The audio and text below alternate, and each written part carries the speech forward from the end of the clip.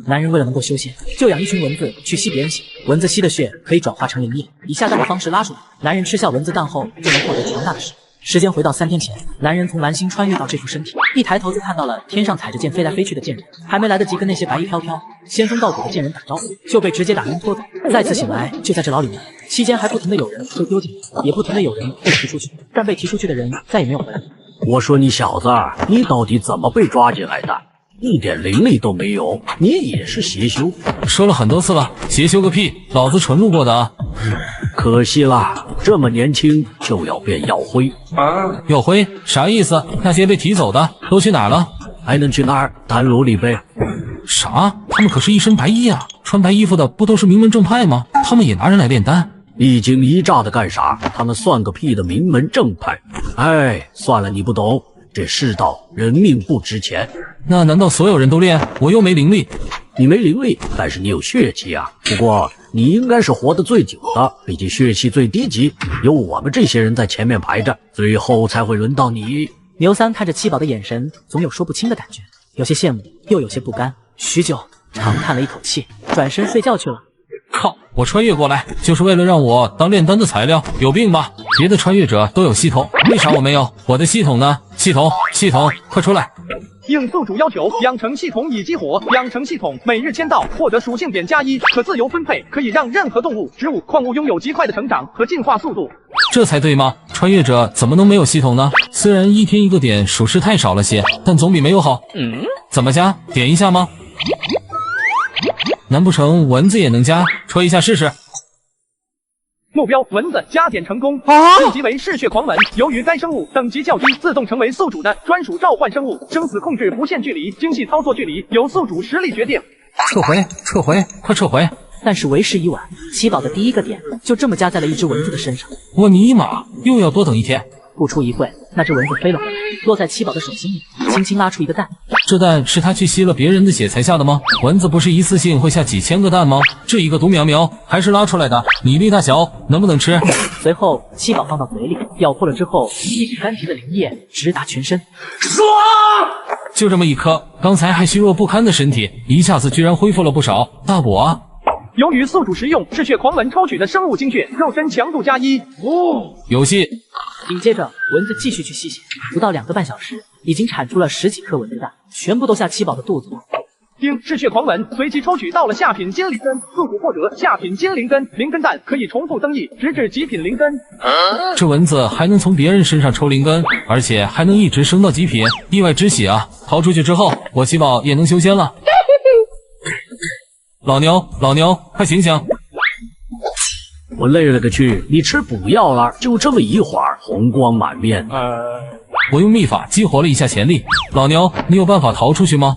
我有个屁的办法，除非有人来救咱们。两人正说话间，一个黑色的身影静静地站在那里，一股深入灵魂的威压向牢房涌来。刘三直接就被吓尿了。血河老祖是血河老祖啊！血气如此充盈，天生的炼体奇才啊！找了几10年了，没想到今天让我给碰上了。完了，从一个狼窝跳到了虎口。老夫看上这小子了，我要带走，带回去做个衣钵传人，你没意见吧？没意见，荣幸之至。那地牢里还有许多的材料，老祖您今日就这样了，改日再来吧。恭送血河老祖。今日之事，尔等要守口如瓶，就不必知会宗门了。只是那血河老祖收他做徒弟，这小子将来会不会回来报复？猪头，你还真以为他是想传衣钵啊？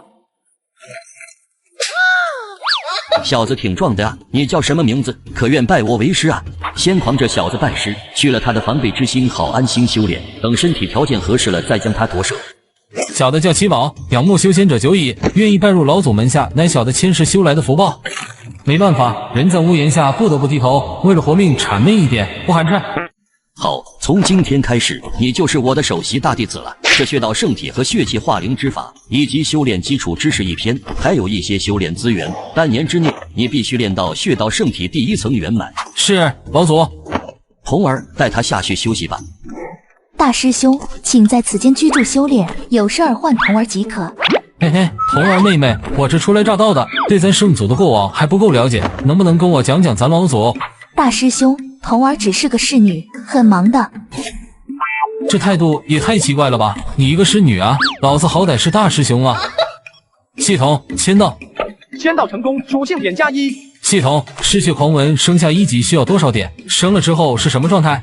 下一级只需要1点，升为紫蟒通天蚊，可通过吸血积蓄能量进行繁殖，且后代自动认主，吸力加强，智能超级加强，能够进行初步沟通，能更好的完成主人的指令。可以繁殖，蚊子的繁殖能力可是超强的，仅一只就带给我这么大的变化。还有了下品金灵根，这东西要是一群，那我还不得起飞？加，给我加到它身上。加点成功，嗜血狂蚊升级为紫蟒通天蚊。一边正嗡嗡飞着的蚊子，一道亮光闪过，大小没有变化，但是肚子上多了一道紫光。然后新的紫蟒通天蚊就按指令去水池那边待着下蛋去了。七宝则是研究起了修炼基础知识。怪不得血河老祖要去牢里吸人血气，原来这功法能将血气转化成灵力，转而提升自己的境界。灵石之法，系统，我可以加点在灵石上吗？宿主可以加任何的植物、动物、矿物，加点即可全面提升，包括灵石。那就是可以，可惜今天没有点可以加了。紫蟒通天蚊孵化了，但这东西要怎么指挥？几千只呢？难不成扯着个嗓子狂喊？系统，我这段时间存的15个点，如果我加在自己身上，能升到什么级别？只需要10个点就可以达到炼气后期，虽然还没有筑基，但已经可以初步使用灵石了。好，要的就是灵石出阶，有了灵石之后，可以通过灵石来操控蚊子了。境界提升到炼气后期后，七宝开始运用灵石附在一只紫蟒通天蚊的身上，控制着它向外面飞去。路过一个窗户的时候，发现有些动静，于是七宝控制着它从窗户飞了进去。嘿，这两个奸夫淫妇，这半个月那小子修炼上有没偷懒？童儿盯着呢，没偷懒。那就好，等他炼体到了1层圆满，肉身就能用了。到时候老夫夺舍了他，那具身体年轻又血气盛，绝对会让你欲仙欲死。讨厌，不过一具身体只能被夺舍一次，老祖还是要先试试它，以免出现意外。放心，没有修炼痕迹，气血还如此充盈，绝不可能是夺舍之后的样子。来，换个动作继续。水。哎呀，就是只蚊子。在蚊子化成灰烬的一瞬间，七宝眼前一黑，控制蚊子的灵石回到身体。他喵的，这老登果然是有问题，居然打的是夺舍的主意。男人为了能够修仙，就养一群蚊子去吸别人血，蚊子吸的血可以转化成灵液，以下蛋的方式拉出来。男人吃下蚊子蛋后，就能获得强大的实力。就在刚刚，男人通过蚊子发现这老壁灯身体虚弱，想要夺舍我这年轻强壮的身体。这时他绝对不能坐以待毙，要让这群蚊子出去吸血，多下蛋来提升自己的实力。凭我现在的精神力，顶多只能同时控制几十只，这里那么多蚊子怎么弄？就这样放他们出去，效率有点低，怕是还没有等我成长起来，血河老那壁灯就已经要夺舍我了。有了，于是七宝用灵石和紫蟒通天蚊沟通，给蚊子制定了一系列规则：一、自己生的自己管，血源系统先建立起来；二、设定总监、经理、主管3个管理级别，总监级直接对七宝负责，其余的自行分层管辖；三、所有蚊子吸到的血气自己留一半，用来产卵繁衍后代，另一半逐级上交，一直到七宝这里。所有总监听令，每天天亮开早会，将队伍的文员情况、产能情况直接向我汇报，然后3天一个小节点，10天一个大节点进行大总结。蚊子大军们出发去吸血。半年时间过去，随着蚊子大军不停的发展，麒麟山脉的外围第一次被一群蚊子翻天覆地，筑基期以下的小妖几乎绝迹。至于七宝这边根本就不吃饭了，天天吃蚊子蛋，靠着血气化人之法。跟我也到了筑基酒店。这段时间我只提升实力，血和那老壁灯的血道圣体我一直没练，应该不会夺舍这么快吧？大师兄，老祖让你过去一下，说是要考教一下你的血道圣体进度。知道了，我这就过去。完了，要被夺舍了吗？童子，帮我把修为隐藏到炼气期。已经把宿主的修为隐藏到炼气后期。徒儿七宝，拜见老祖。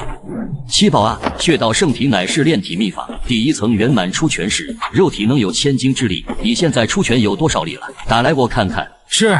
此时七宝有点慌，其实他之前达到了炼气后期，由于血气过于充沛，随便练了一下血道圣体，出拳就已经超过1000斤之力了。只能控制着体内的灵力，仅用纯肉身轻轻的打一拳，看看能不能蒙混过关了。500斤，你自身血气十分充盈，是1000年都难得一见炼体苗子，为何半年才达到500斤力道？老夫给你的那些辅助修炼的天才地宝，你用了吗？用倒是用了，可能是我资质愚笨。正常人修仙，哪怕是单属性下品灵根，半年了，这么多材料，就是堆也该堆起来了。难不成这七宝除了血气充盈之外，真的是块朽木？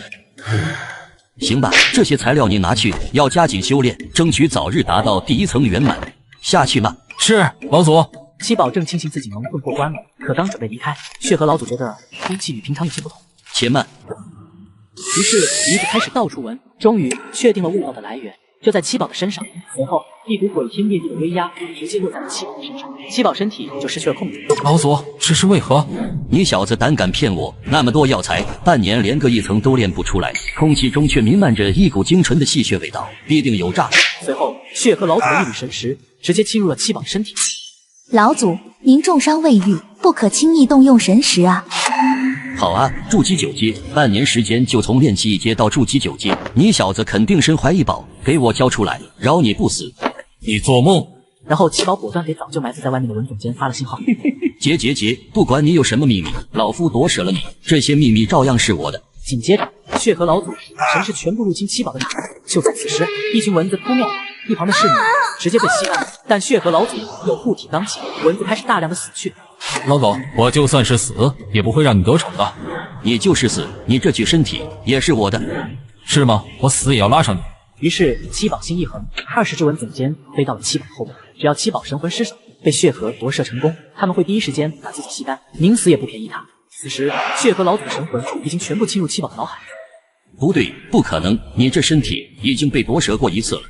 王八蛋，你到底是谁？我的身体被夺舍过1次了，什么时候？难道是我自己？真尼玛报应！老子是21世纪灵魂穿越过来的，老子才是第一个夺舍的。想到这一点，七宝的神魂终于坚持不住，晕了过去。此时，万灵洞从麒麟山脉顺着飞蚊的路线飞速向血河的洞府而来。下方洞府是哪位道友？这些妖纹可是阁下所豢养。下方洞府是哪位道友在此清修？这些妖纹可是阁下所豢养。不久，晕过去的七宝被这个声音直接惊醒，环顾四周，到处都是蚊子的残尸，然后看到血河老祖的尸骸上的储物大扳指，七宝下意识的取下，放进了自己裤裆里。不知道血河的神魂是消散了，还是跑了？没人，滚去！鬼魂，这里是谁的洞府？你是何人？为何在此？美女。但是七宝注意到他手上那一面写着一个魂字的幡。完了，从一个狼窝跳到了虎口，现在又是一个恋人魂魄的邪修，亲吻佳人，为何修魔？邪修。百里清欢明显愣住了，眼前这少年背后插了20几个小洞，居然还没死。算了，懒得解释。这是血河那个魔头，快说，他是不是血河老祖？他生前是个活人。你说的什么废话？我是问你，他是不是血河那个魔头？这个老六只是把捡来的储物戒指藏在裤裆里，没想到这个女人却要他脱个精光检查。续接上集，七宝在魔修夺舍失败下逃过一劫，结果又来了一个扛着魂幡的邪修。完了，这女人扛着个魂幡，肯定是个邪修，死定了。你不要害怕，我不是邪修，是战魂宗的弟子。我问你问题，你只需要点个头或摇个头就行了。这个人是血河那个魔头吗？百里清欢兴奋的2只脚都跳了起来，然后一道残影冲到房里，就听到房里乒乒乓乓的声音传来。不是邪修，那好像不用死了。不对，这是什么？七宝觉得这满地的蚊子中有一只不太对劲，趴下。没错，是我升级起来的蚊子，可咋看都不太对劲呢。七宝观察了半天，一个可能的猜想突然从脑海里蹦了出来。我操，你该不会是血河那老狗吧？夺舍不了我，你就夺了只蚊子？这老登的身体回不去，我的身体又夺不了，周边唯一的活物就只有蚊子了。要想不死，唯一的选择就是夺舍一只蚊子。报应啊，你这老登罪恶滔天，以后就叫你血河滔天蚊吧。环顾四周，百里清欢的死尸还在到处飞荡，并没有注意到这边。于是七宝偷偷的点挥几只走针，把血河那一只架起来，和其他蚊子一起向麒麟山脉飞去。没道理啊，这么大一魔头，就这点家产。随后用怀疑的眼光看向七宝，不要用你那怀疑的眼光来侮辱我这高尚的人格。紧接着七宝脱了个精光，仅留最后一点隐私。这里还要看吗？算了，穿上吧。血河这老魔伏诛是一件大事，我要回禀明宗门，你要和我一起做个见证，问完了话就会放你走的。好吧。于是百里清欢一把跑到了人影上，就带着七宝回了战魂宗。你是说这血河老魔豢养妖纹在麒麟山脉吸血，用来供自己修炼，却被这些妖纹反噬自身而死？是的，师傅，这个小子也是被血河抓去吸血用的。当时后背上密密麻麻全是蚊子叮的洞。你亲眼所见？是的，师傅。而且洞府里没有找到那件东西，这小子还是当场脱光了给你查看的，对吗？嗯。小友，能否讲讲你是如何到了血河的洞府，又发生了些什么？我只是有一点金属性下品灵根的普通人，因为比常人的血气更充盈一些，被血河抓到他洞府中，强行要求拜师，说让我修仙。实际上他就是为了夺舍我。那天他正准备夺舍我的时候，突然飞进来好多蚊子。等我醒来的时候，这位仙女姐姐就出现了。说完，七宝地上那本血道圣体的功法，大长老草草翻看了几页，就丢在地上。什么圣体法？明明是血魂殿的血魁之术，低级的不能再低级的炼体之法。看来他还真的是把你当成夺舍目标了。各位长老，还有这本血气化灵之法，那血河老魔每天不知道从哪里搞来些血包让我吃下，然后就逼我练这个，半年时间就把我催到筑基9阶了。什么半年连跨2个大境界，这完全不顾根基稳固与否。看来他很着急啊。他好像受了什么很严重的伤，所以才急着换身体。应是神魂受损了，怪不得妖纹会施主，这一切就都说得通了。和谁打受的伤？那会不会就是这个让他受伤的人从他的手上抢的那件东西？有可能。都是一群好人啊，直接脑补闭环了。七宝，你半年时间就连跨2个大境界，根基极为不稳，将来天井之下恐难全身而退，不如你就留在我战魂宗吧，如何？大长老德高望重，连我的修行都是在他的指拨下入的元婴境，你小子还不赶紧拜师？真的可以吗？我只是个下品灵根。灵根下品又如何？修行之途又不是只有争强斗狠，品行比灵根更加重要。何况战魂宗是主修神魂，灵根强一些当然好，差一些其实也无所谓。我听清欢说，你初见他时毫无自保之力，却也敢当面怒斥他是邪修，足见你心性之正，所以老夫才起了收徒之心。这什么这呆子，快拜师吧！弟子七宝拜见师傅。起来吧，你先下去休养几日。清欢，你带七宝下去吧。以后你就是我的师弟了，但在战魂宗你就是大师兄，我是大师姐，只要大长老收的徒弟都得称为师兄。大长老，只有你我2个弟子吗？是的。师姐，战魂宗一个名门正派的主要攻击手段，居然是扛着个招魂幡放战魂出去打架，这跟历史上有名的魔修宗门万魂宗简直是一个攻击路数。唉，当年我们人族修仙者与魔族大战，我们有一位先祖即将战死，他为了能在死后也能继续杀魔，甘愿与一名万魂宗的弟子结契，自愿成为一名战魂。此后，越来越多战死的人族英灵也都自愿结契成为战魂，我人族修仙者才取得了最终的胜利。然后呢？然后这些招魂作战的弟子就自发脱离了万魂宗，重新成立了战魂宗。数万年之后，万魂宗消失在了历史的长河中，而我战魂宗虽然延续至今，却也落魄成了一个3流的宗门。那我战魂宗和万魂宗最直接的区别是什么？战魂宗所弃之魂必须是自愿，这样才能保留其生前的战斗意识。至于万魂宗嘛，每一条魂魄是自愿的，具体的自己去查资料吧。百里清欢留下一些治疗丹药后就离开了。来吧，开早会。房间里20几只从麒麟山脉专程赶到这里的总监文代表，血和滔天文也在其中，等待七宝的审判。血和，你也有今天。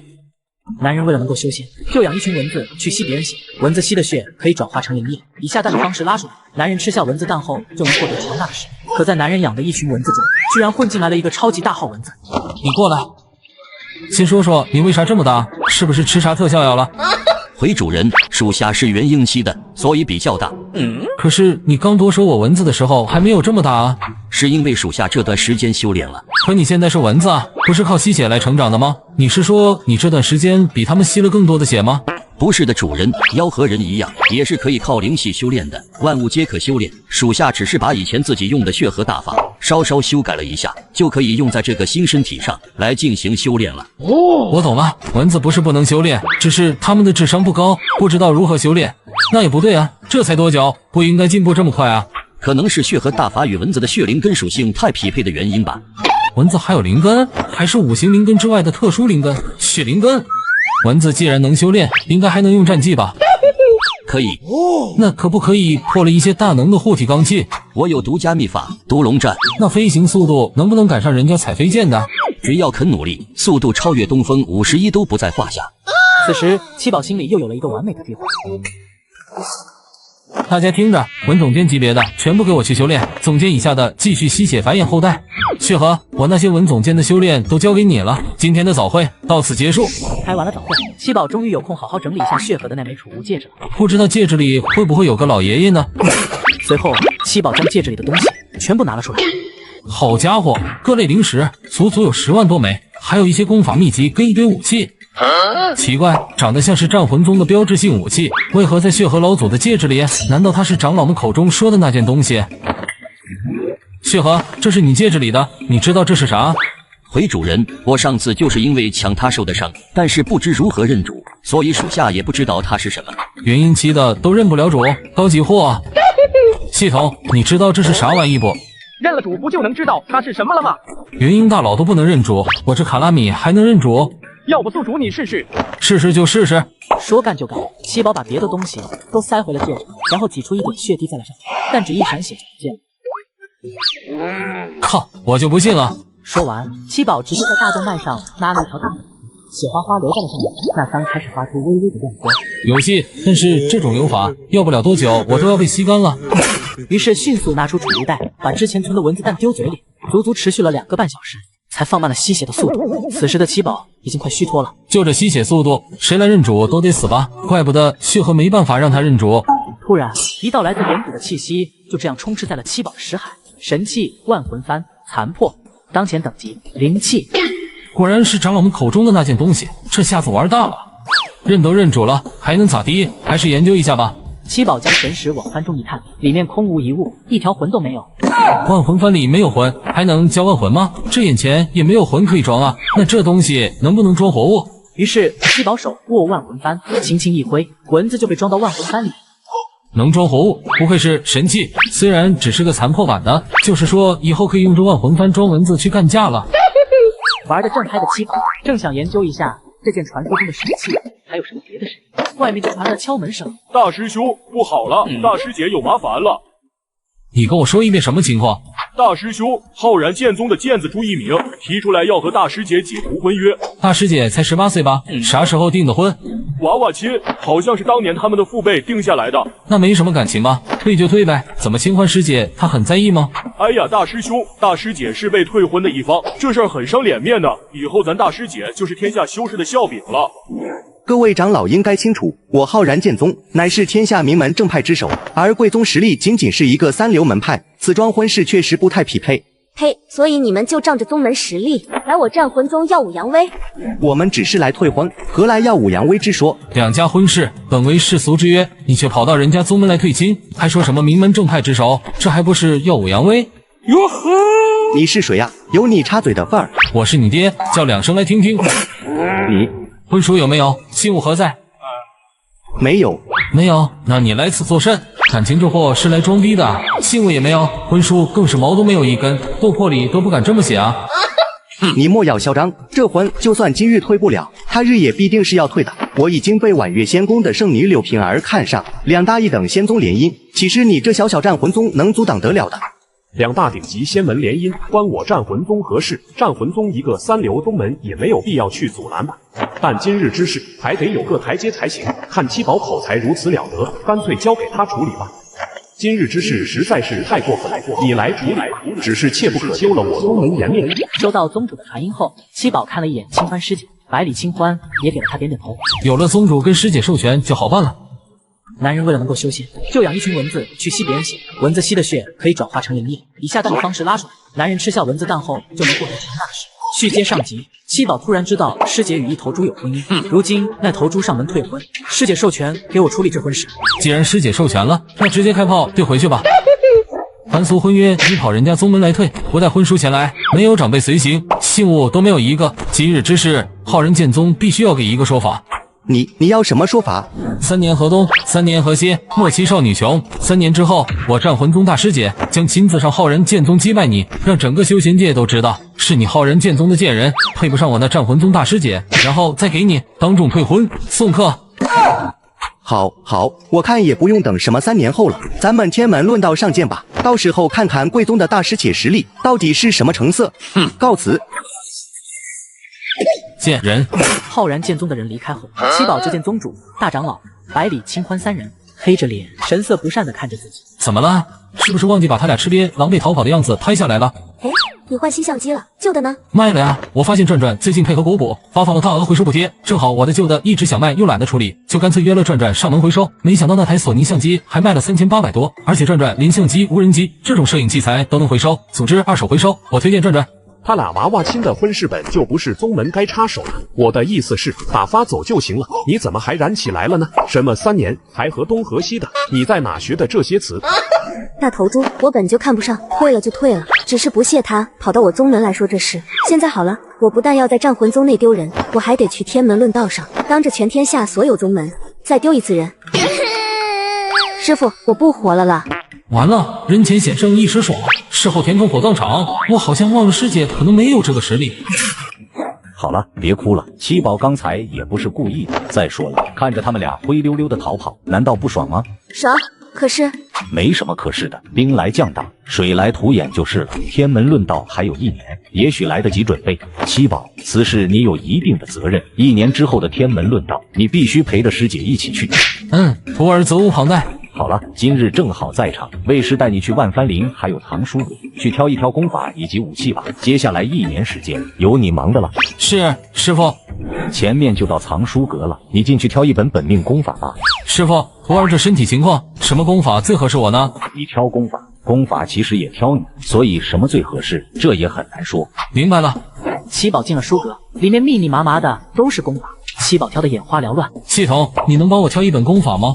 宿主的身体未来发展空间很大，因为蚊子能吸人灵根给宿主，那宿主就能成长为全属性高等灵根，故建议全5行齐全的功法。有道理啊。七宝在找功法的时候，管理藏书阁的一个人过来，递给七宝一卷功法。大师兄，这是大长老让我交给你的，他还让我催你快一点。嘿嘿，这个师傅嘴上说着不帮忙，结果还不是给我开后门了。七宝打开卷轴一看，点魂经没有属性，不属5行，是一本用主修神魂、滋养神魂的功法。唯一的修炼要求就是能忍痛。奇怪的是，这卷轴有一股隐隐的波动，有些像万魂幡上的波动，难不成这两者还有什么关联？不管了，师傅给的，这老头应该不会害我。徒儿，这里番旗数量众多，挑选番旗需要的时间也不短，你且仔细挑选吧。你挑完之后自去寻你大师姐，他会带着你修炼各种法门的。是，师傅。说完，大长老苏明转身离开了。七宝也向番林深处走去，只是走了快1圈了，并没有哪面番旗对七宝有感觉。真是奇了个怪了，难道是因为自己手里已经有了万魂幡的原因？七宝刚取出万魂幡，这里所有的幡都从七宝这边拜服，突然出现了上千阴魂，七宝顿时傻眼了。这万魂幡也太招摇了吧！战魂宗也一直在找这个东西，要不然上交吧。刚有此念，手中番旗就传出不喜的感觉。欺凌啊欺凌，有你在，别的番又不选我，你这造型这么显眼，我也不敢拿出去战斗啊。加上师傅又对我这么好，七宝话还没说完，万魂幡外形就变得破烂不堪，还冒着黑气。行，以后可以光明正大的拿出来了。这位道友，我等皆为宗门战死之灵，可否敬道友的番中一句，日后自愿为番主出战，为人族而战。天降富贵，这些都是灵智清醒的战魂，以后行走修仙界，这绝对是一股强大的战力。各位前辈，小的七宝将来必不负所托。上千阴魂纷纷进入了万魂幡，随后七宝收起万魂幡，心满意足的去找师姐修炼各种法门。恭喜师弟突破金丹期，师傅让你随我出发去麒麟山脉，要磨练你的实战技能。知道了，师姐。师弟，前面有一头筑基巅峰的小妖，把它拿下，看看你这半年来的修行成果。好嘞，师姐。嘿，还看收你来了，拿命来！七宝将魂幡高高挑起，追着这小妖疯狂的锤。这愣头青教多少回了？战魂宗的战法是要躲在后面用灵力召唤战魂的，毕竟战魂打散了可以在番旗之中重生，人要是没了就啥都完了。不过师弟打起架来还真的是挺帅的。师姐你怎么脸红了？没事，咱们去下一个地点吧。哦，师姐，我刚才看到那边有一个文妖窝，好像实力不错的样子，我们去看看呗。行，听你的。男人为了能够修仙，就养一群蚊子去吸别人血，蚊子吸的血可以转化成灵力，以下蛋的方式拉出来，男人吃下蚊子蛋后就能变成强大的势力。而这个老六今天要带着这种人去干自己养的蚊子。里面的蚊子妖听着，你们已经被包围了，主动投降可以从宽处理，顽抗到底，只有死路一条。现在给你们2分半的时间考虑。需要这么礼貌的吗？主人这是在搞哪样？我们那么辛苦的给他砍蛋，如今他却要来干我们，真把我们当日本门整啊！你们这群二货，没看到主人身边有别人吗？主人那是不想暴露我们，在这演戏呢。那我们是投降还是逃跑啊？既然主人在演戏，我们当然得配合。等下我们就假装不敌，然后逃走。各位文总监、经理、主管们，传令下去，大家排好队。等下主人要进攻的时候，我们从这边洞口逃出去。里面的妖蚊准备好了没？我要进攻了。当七宝来到山洞口时，另一个洞里冒出一群蚊子，飞向远方，密密麻麻的，有几千万之多。来吧，师姐，他们逃了，我们进去看看。山洞里有着一堆一堆的蚊子蛋，七宝上前拿起蚊子蛋就往嘴里丢，小心有毒。没事，师姐，好像挺补的，你也来试试。看七宝吃的欢，百里清欢也忍着恶心，捏起一颗，小心的丢进嘴里。然后也跟七宝一样，疯狂的吃蚊子蛋，不到2个小时，几堆蚊子蛋都被2人吃完了。师姐，我知道还有一个蚊子窝，数量不比这里少。真的，也是血和老魔以前养的。对，应该也积累不少了。那走吧。于是2人又前往下一窝蚊子的嘴。刚到洞口，蚊子还是跟之前一样从另一边逃走了。百里清欢看到这些蚊子不仅不会伤害自己，而且逃走的蚊子中还有一个元婴期的。这个师弟绝对有秘密。师姐，发什么呆？赶紧进来吃蚊子蛋，我都开吃了。师姐，咱这是第几个窝了？好像10几窝了。还要不要继续吃？不行了，师弟，我快要撑爆了。现在金丹9阶，再来一点点就升到金丹巅峰了，和朱一鸣那小子快齐平了。师姐，那干脆咱们直接干到元婴区，压那小子一头。不行的，前面的境界没事，但是升元婴期是有雷劫的。好吧，那我们把没吃完的打包回去吧，不能浪费。说完，七宝带着百里清欢去那些没吃过的蚊子窝打包蚊子蛋。主人这是没完了，就算我们不是人，也不用这么折腾我们啊！别啰嗦了，赶紧去下一个地方准备好蚊子蛋，等主人来打包吧，以后有好处少不了你们的。师弟，咱回去吧，储物袋里的够咱吃到元婴了。回师门去把这一身的血气都转化成灵力，再把劫渡了。我要在天门论道上暴揍那头猪。行，那我们回去吧。你们俩这是去干啥？浑身都是血气，还胖了不少。于是百里清欢将事情讲给苏明听，随后还取出一粒蚊子蛋让师傅查验。苏明放进嘴里细细品尝，发现并无任何问题，这才放下心来。行了，我打开镇魔窟，你们沿镇魔窟走上几圈，总之将这一身的气血都转化成灵力吧。镇魔窟？对，镇魔窟。清欢，你带七宝去吧，路上可以把镇魔窟的来历讲给你师弟听。师弟，跟我走吧。师姐，镇魔窟一听名字就觉得不是什么好地方，难不成里面真的镇了一个恶魔？里面的确镇了一个魔，当年仙魔大战，魔族战败后，他来不及撤走，被我修仙者大能镇压在了此处。我也是听师傅说的，但没有看到过这头老魔的样子。仙魔大战不是数万年前的事了吗？这头老魔还活着？修炼者的寿命是随着境界的提升而提升的，活个几万年有何稀奇？镇压魔头的地方，师傅让我们去走几圈，是何用意？师傅让干什么就干什么，想那么多干啥？师姐，这里啥都没有啊。百里清欢没有理七宝，只是拿出那枚令牌，地面就出现一个复杂的阵法，把2人框在中央，随即2人消失，出现到了山体内部的空腔。这是传送阵。传送阵？我们这是到了哪里？我们在宗门的正下方，这里是镇魔窟的内部了。这里改造成了修炼的地方，不过是专门给元婴期以上的人用的。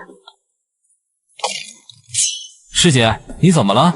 结果七宝刚出阵，一道巨大的压力直接压在了七宝身上，千钧之重，直接压在了身体的每一个经脉，压到动弹不得。怪不得叫镇魔窟真的是字面意义上的镇压啊！师傅这个老六是不是故意想看咱俩的笑话？我算是知道为啥以前师傅不准我来这里修炼了。别说了，爬吧。随后2人顶着重力压制，缓缓爬动，爬了2天半后，2人终于从爬行状态变成了站立型，但每走一步都需要对抗全身那强大的重力。又过了几天，2人可以顶住压力正常行走，于是他俩一边磕着蚊子蛋一边修炼。师弟，我感觉基础很扎实了，得出去准备渡劫。金丹巅峰了吗？对，我先出去了，你要是还能继续，就多来几圈。随即七宝又走了几圈，正当他要坚持不住的时候，突然压力一松，整个修行的地方连一丝重力都没有。难道法阵失灵了？何人让我陈年？这魔不会是脱困了吧？阁下是谁？这里是镇魔窟，你说我能是谁？哦，小的只是来此修炼，并不知道阁下名讳。也许是小的修炼入迷，不小心惊扰了阁下，我这就退出去。等等！突然有一只庞大的眼睛一直看着七宝，七宝也不敢动，任由那只眼睛看着他。不对呀，镇魔窟说明这童魔是被镇在这里的，几万年来还是有不少人来这里修炼。如果镇魔脱困了，怎么师傅还让我下来修炼？你身上有一个我很熟悉的波动，是什么呢？你身上怎么会有那件东西？这个男人只是有冒着黑气的万魂幡，就将万年前的魔符唤醒。你身上怎么会有万魂幡，而且还冒着黑气？这幡冒的不是黑气，这是蚊子。这么好的神器，你居然拿来装蚊子，真是糟蹋了。你管得着吗？我爱装啥就装啥。再说了，你突然冒出来，到底有何事？我们做个交易如何？抱歉，我和你没有什么好交易的，我只是个小卡拉米，没资格跟你这个大佬交易。能放我自由的人，必须是万魂幡的主人，你有这个资格。这是我神魂相连的珠子，等你将来有事相求的那天，什么事都可以，你就可以通过它联系到我，我们再谈交易。真有需要你的时候，你在这里出不来，怎么帮我？都是你先放我出来，我出来了，不就能帮你了？你我素不相识，万一你出来就食言咋办？我又干不过你。交易谈好，签到誓言结契。七宝看了看眼前珠子，觉得此事不亏，反正也就是收下一颗珠子。行吧，交易的事情以后再谈。对了，师姐要渡雷劫，也去看看。七宝来到了师姐渡劫的场地，发现这里围了许多弟子，再次观看。这位师弟，渡个劫罢了，要这样吗？搞得跟菜市场似的。师兄有所不知，咱们修仙者第一次渡劫，正是这金丹金生元婴界，此劫也是最危险的。那师姐不会有危险吧？渡劫之事，谁能说得准？凡人修仙是与万物抢生机，本就是逆天之举。咱战魂中历年为渡劫而死的师兄师姐们都写在上面呢。那名弟子指向一边的劫碑，七宝顺着看过去，就见一座碑屹立在那，上面密密麻麻刻了许多名字。这几万年才这些名字，成功概率还是很高的吗？写满了就会放到山上去的，那有个专门放碑的地方，有几百块了吧？而这一块才放在这里100来年。卧槽，100来年因渡劫失败就挂了那么多。系统有什么办法让师姐能安全度过这雷劫吗？宿主，你不是蓝星穿越过来的吗？这点办法都没想到啊！我要是能想到，还问你吗？避雷，避雷呀！老问我是避了，避雷。Just beat it。去你丫的！这天劫还有多久才能到？师姐需要把自己调整到最佳状态才开始渡劫，应该还要一会吧。七宝转身往炼气房冲去，一边飞奔一边回忆前世的那些知识。哎，大师兄，你干嘛去呀？你会炼气吗？会一点点，只不过练的会有一些粗糙。行了，够用。静电平衡，内部电势差，电荷分布。卧槽，希望来得及。大师兄，那个是黄金，雷系的天才地宝，你动它干嘛？雷系这玩意儿导电应该很好用，就它了。大师兄，你到底想做什么法器？黄金用得太多了，长老会怪罪的。有损耗我担着，帮我照着这张图纸练出来，粗糙一点无所谓。听到有师兄担着，师弟动作马上麻利了很多，两人噼里啪啦就是一顿干。不出一会，一个笼子出现在两人眼前，笼子上方还有一个引针。成了，只需以心神炼化之后，就成了个人的法宝，随时换出来使用了。行。大师兄，你一共用了3000斤的黄金，记得给大长老报数啊！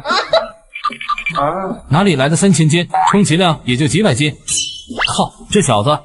算了，大师姐的性命要紧。大师兄，天劫快开始了，不管是谁，只要进入天劫的范围，会被当场渡劫自认一举一的。不能过去，那丢东西没问题吧？丢东西，那好像没问题。师姐，快炼化它！一会儿天劫若是扛不住，就把自己罩在里面，也许能保命。你是我在这个世界上最重要的人，我不能看着你出事，你相信我。最重要的人，他这在跟我表白吗？天啊，当着这么多人的面。混蛋，老娘在渡劫呢，表白也不挑个时候。最重要的人，没错啊，师傅和师姐对我最好了，能不重要吗？隔着几道天雷星，百里清欢保住了百里清欢的命，可宝物也被7道天雷被劈碎了。师傅，这对吗？元婴之劫竟如此恐怖！天元大陆何其广阔，修仙者又何其众多，真正能成大道者又有几何？那师姐不是危险啊？有为师在，若真的是不可为，保你师姐一命是没问题的，徒儿放心。成阴了，元婴草后面还有2道更厉害的能抗得过去就草，抗不过去就自习了。百里清欢将元婴胎收回，然后看向了苏明，却见他摇了摇头。苏明是想让他想办法扛过第8道。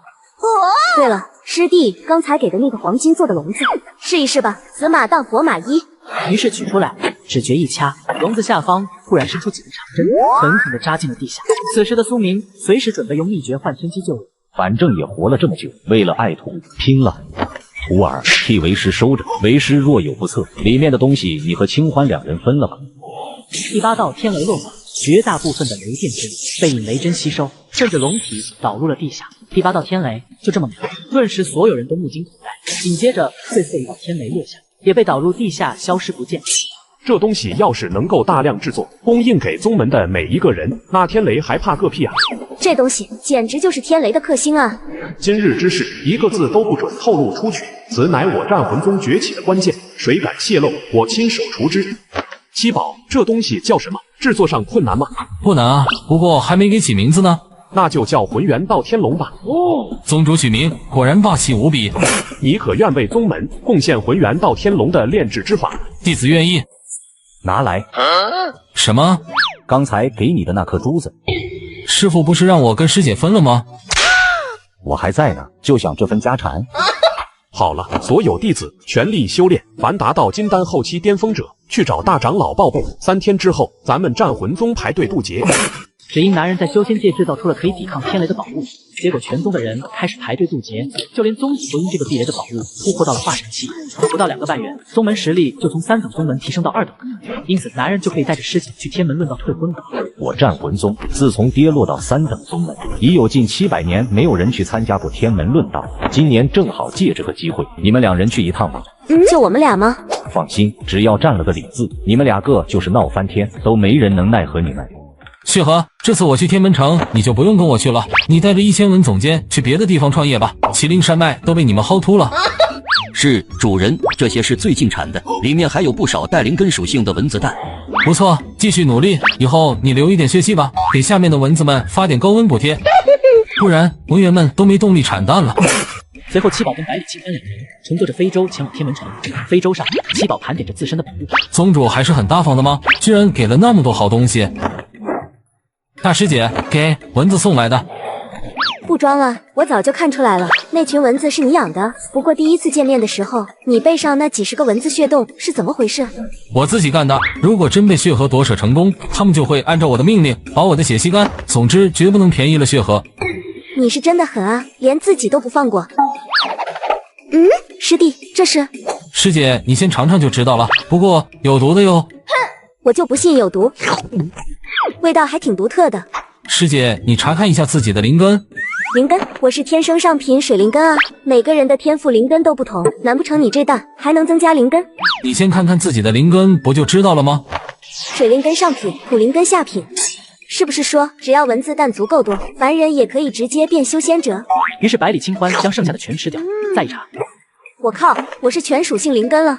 师弟，你知不知道这东西会掀起多大的波澜？难道师姐你会出卖我吗？当然不会，师弟答应我，此事万不可让第3人知道。那当然，师姐再来一点，把全部灵根都提升到上品。师弟，此行我多半是要暴露在众人之前的，不适合再继续提升灵根，你先自己服用吧，师姐以后再说。师姐，你看我对你这么好，是不是有点奖励啊？师弟，你要啥奖励？我想吃肉夹馍。就这么晃晃悠悠的一路，七宝跟百里清欢2人来到了天门城外。刚下飞舟，百里清欢的俩腿就在瑟瑟发抖。都怪你，害得我站都站不稳。那咱们进去找个客栈休息吧。随后2人进入天门城，路上经过一个小市集，百里清欢那女孩子的天性被激活了，看到什么都是买。还好我储物袋零食充足。突然，旁边地摊上一个阵法盘上面冒出了5行的波动。5行还是个单人阵法，有点意思。老板，这个阵法盘我要了，你出个价。老板，这个阵法盘我要了，你出个价。这世上的规矩有一条叫做先来后到，东西正在我手上，在我没说不买之前，你就得乖乖的靠边站。老板，你说对吧？没错，先来后到，前面这位少侠先举到手，自然有优先权。浩然剑宗的靠边。这位兄台，此物5行具备，非一般人能用之物。婉月仙宫的圣女柳平儿是在下的朋友，正好也是5行灵根俱全，故而想买下来相赠，还望兄台看在我浩然剑宗的面子上，让给我可好？柳平儿好像找上门退婚的周一鸣说的，也是他吧？怪不得急冲冲的跑上门退亲，原来是有人竞争啊！不好意思，我也看上了，师弟买下它。老板，以此物交换，可好？七宝拿出星光木时，老板的眼睛就亮了。阵盘制作师最喜欢的就是各种真材，这星光木虽不是很贵重，但却很难得。如此甚好，此阵盘归你啊！慢着，哎呀，平儿妹妹，你怎么亲自来了？此物小妹甚是喜欢，五运俱全，实属难得。小妹曾多方求购而不得，不想在此遇见，只可惜被人抢先一步了。随后柳平儿对孟波抛了个媚眼，都快把孟波给吊成翘彩了。老板，一节星光木可换，那我出10节，老板可否将它转卖给我？价高者的也是规矩吧？我刚才已经答应他们了。我虽然爱财，但却更想求个道心通明。抱歉了各位。那此物可是老板你自己炼制的？如果是的话，可愿出手为我再炼一套？此物也是失败了很多次才偶然炼成，在下也不愿为浩然剑宗之人炼制，就此打住吧。不知好歹的东西，你那东西粗制滥造，也不过如此。我们走。老板，你这脾气我很喜欢，不过你同时得罪2个1等宗门，还是有些不智了啊！一帮伪君子，我千灵圣地也不怕他。千灵圣地又是一个1等宗门。兄台，我乃战魂宗七宝，这是我师姐，我们与兄台一样，也素来不喜那些仗势欺人之徒。敢问兄弟尊姓大名？千灵圣地，江上。你我一见如故，不如找个地方喝2杯。行，我这就说他。七宝等人刚离开，阴暗处有一个僧人偷偷收回了注视着七宝跟百里清欢的目光。5行灵根俱全的人有意思。只因男人在修仙界养蚊子，结果蚊子产的蛋可以让人实力天赋变强。没想到女人1年前还是平平无奇的修士，结果吃了男人给的几根蚊子蛋后，如今在天门论道展示实力，变成人人抢夺的天才修士。平儿妹妹，你瞧瞧，这2个穷乡僻壤冒出来的土包子，1年前还夸下海口，说要来天门论道大会将我击败，怎么会有如此自不量力且愚昧之人？林哥哥，这天门论道岂是他们这种低劣修士能来的？哟呵，这几位气度不凡又手持长剑的人，难道就是传说中浩然剑宗那几位剑人？嘿，是剑子，剑子，剑人和剑子差不多吗？剑人就是剑子，剑子就是剑人吗？对吧？几位剑人？你，一会我倒要看看3流宗门到底能出来什么货色，至少比猪强。很快是灵石出现，众人放出了自己的灵力，让是灵石感应。朱一鸣先突放灵力，是灵石很快出现一行小字：极品金灵根，下品火灵根，下品土灵根，修为元婴初期。这头猪果然也升到了元婴期。靠，忘记屏蔽自己的灵根了。我现在可是5行极品灵根，要是被发现了，还不得被拉去解剖研究了？系统，救命！紧急为宿主蒙蔽探测，作为处罚，扣除宿主100点属性点，目前还剩221点属性点。还好，系统真的是太救命了，不然要被捉去当人体实验了。是灵石一道波动照在七宝的身上，下品金灵根，修为金丹中期。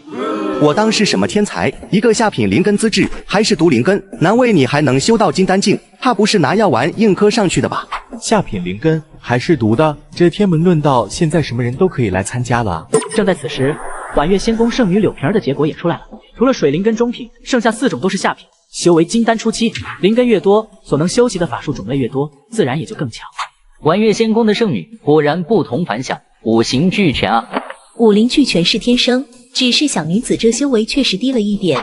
平儿妹妹谦虚了，谁不知道婉月仙宫是以阵法闻名天下的，修为本就不重要，就是不知道战魂宗的这2位奇才，一个下品金灵根，另一个又会是什么垃圾灵根？随后众人看向百里清欢，众人都听到了，朱一鸣更是下巴差点脱臼。下品金灵根，下品土灵根，下品火灵根，下品木灵根，上品水灵根，修为元婴初期。不可能，你怎么会是5行灵根？不对，1年前你才金丹初期，怎么会成元婴了？台下那位武林根元婴修士可有宗门？我乃婉月仙宫大长老飞羽上人，愿收你为弟子，且直接晋级为圣女。老妖婆，你婉月仙宫的圣女，个个都是五行俱全，何必又来争？小女娃，我千灵圣地同样可修阵法，你五行俱全，来我这喽，一样给你个圣女当道，如何？各位前辈，晚辈乃战魂宗弟子百里清欢，晚辈此次前来天门论道，是为了结一段因果，暂时没有改头师门的想法。战魂宗了结因果，我弟子1年前去退婚的地方，好像就是战魂宗，约定在天门论道上来了结的，难不成？无妨，待天门论道之后，我自会去你师门拜会。我当年不也是千灵圣地出来的，后来才改投到婉月仙宫的，这在修仙界不是啥不了得的大事。你刚才说要了结什么因果？说来听听，有我帮得上的地方，但讲无妨。柳皮儿看得出来，自己宗门的大长老很喜欢百里清欢，于是大感不妙。飞羽师叔，他是来挑战浩然剑宗的剑子朱一鸣的。没错，各位前辈，浩然剑宗的剑子朱一鸣，他跑到我的宗门来拿娃娃亲来羞辱于我，今日正是为了结这段因果而来。反正司令就要结束了，正式的大比还要等几天，要不你们俩就在这喽比一场吧。事情了解就各自回去休息准备，耽误了天门论道的正式大比，如何？这不好吧？我徒弟的私事与天门论道大会无关，没必要现在就比，让他们私下比一比就行了。清欢，要不就现在来吧，你俩比一场，若是你赢了，该怎么办就怎么办；若是你输了，有我护着你，没人敢把你怎么样。晚辈愿意，现在就跟那头猪比。朱一鸣，1年之前你带给我的宗门之辱，今天我要100倍奉还，你可敢接招？为什么不早一点展现出武林根的天赋，偏偏要等自己退婚才让别人知道他的本事？这臭婊子故意的！臭婊子，今日是我赢还是你输，尚未可知，但是我生气了。紧接着，百里清欢技法连番，几道战魂就向朱一鸣杀去。随后，百里清欢取出阵盘，朱一鸣看到阵盘那一瞬间，眼神就微微一缩。必须在阵盘发威之前，就将他一举击溃，直接上大招吧！大剑术，万剑归宗。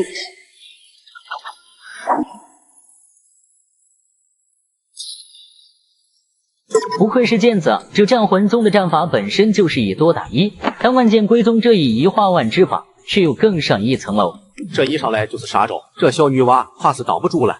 两人修为都是元婴初期，实力旗鼓相当。朱一鸣操纵万剑很吃力，手心里一枚丹药正犹豫着要不要吃，这是他师傅给他的一枚血魂丹，服下之后能在短时间内将实力增长到元婴中期，而且边上的人都看不出来。这东西有后遗症，怕是会影响我天门论道的发挥。不好，阵盘发动了，是五行迷阵。朱一鸣也不再犹豫，一口将丹药吃下，迅速化为一股暴力的灵力流起来。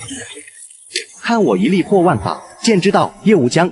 嗑药又怎么样？你以为在我的阵中做这些小动作，我会察觉不到？老娘要摧枯拉朽的打趴你！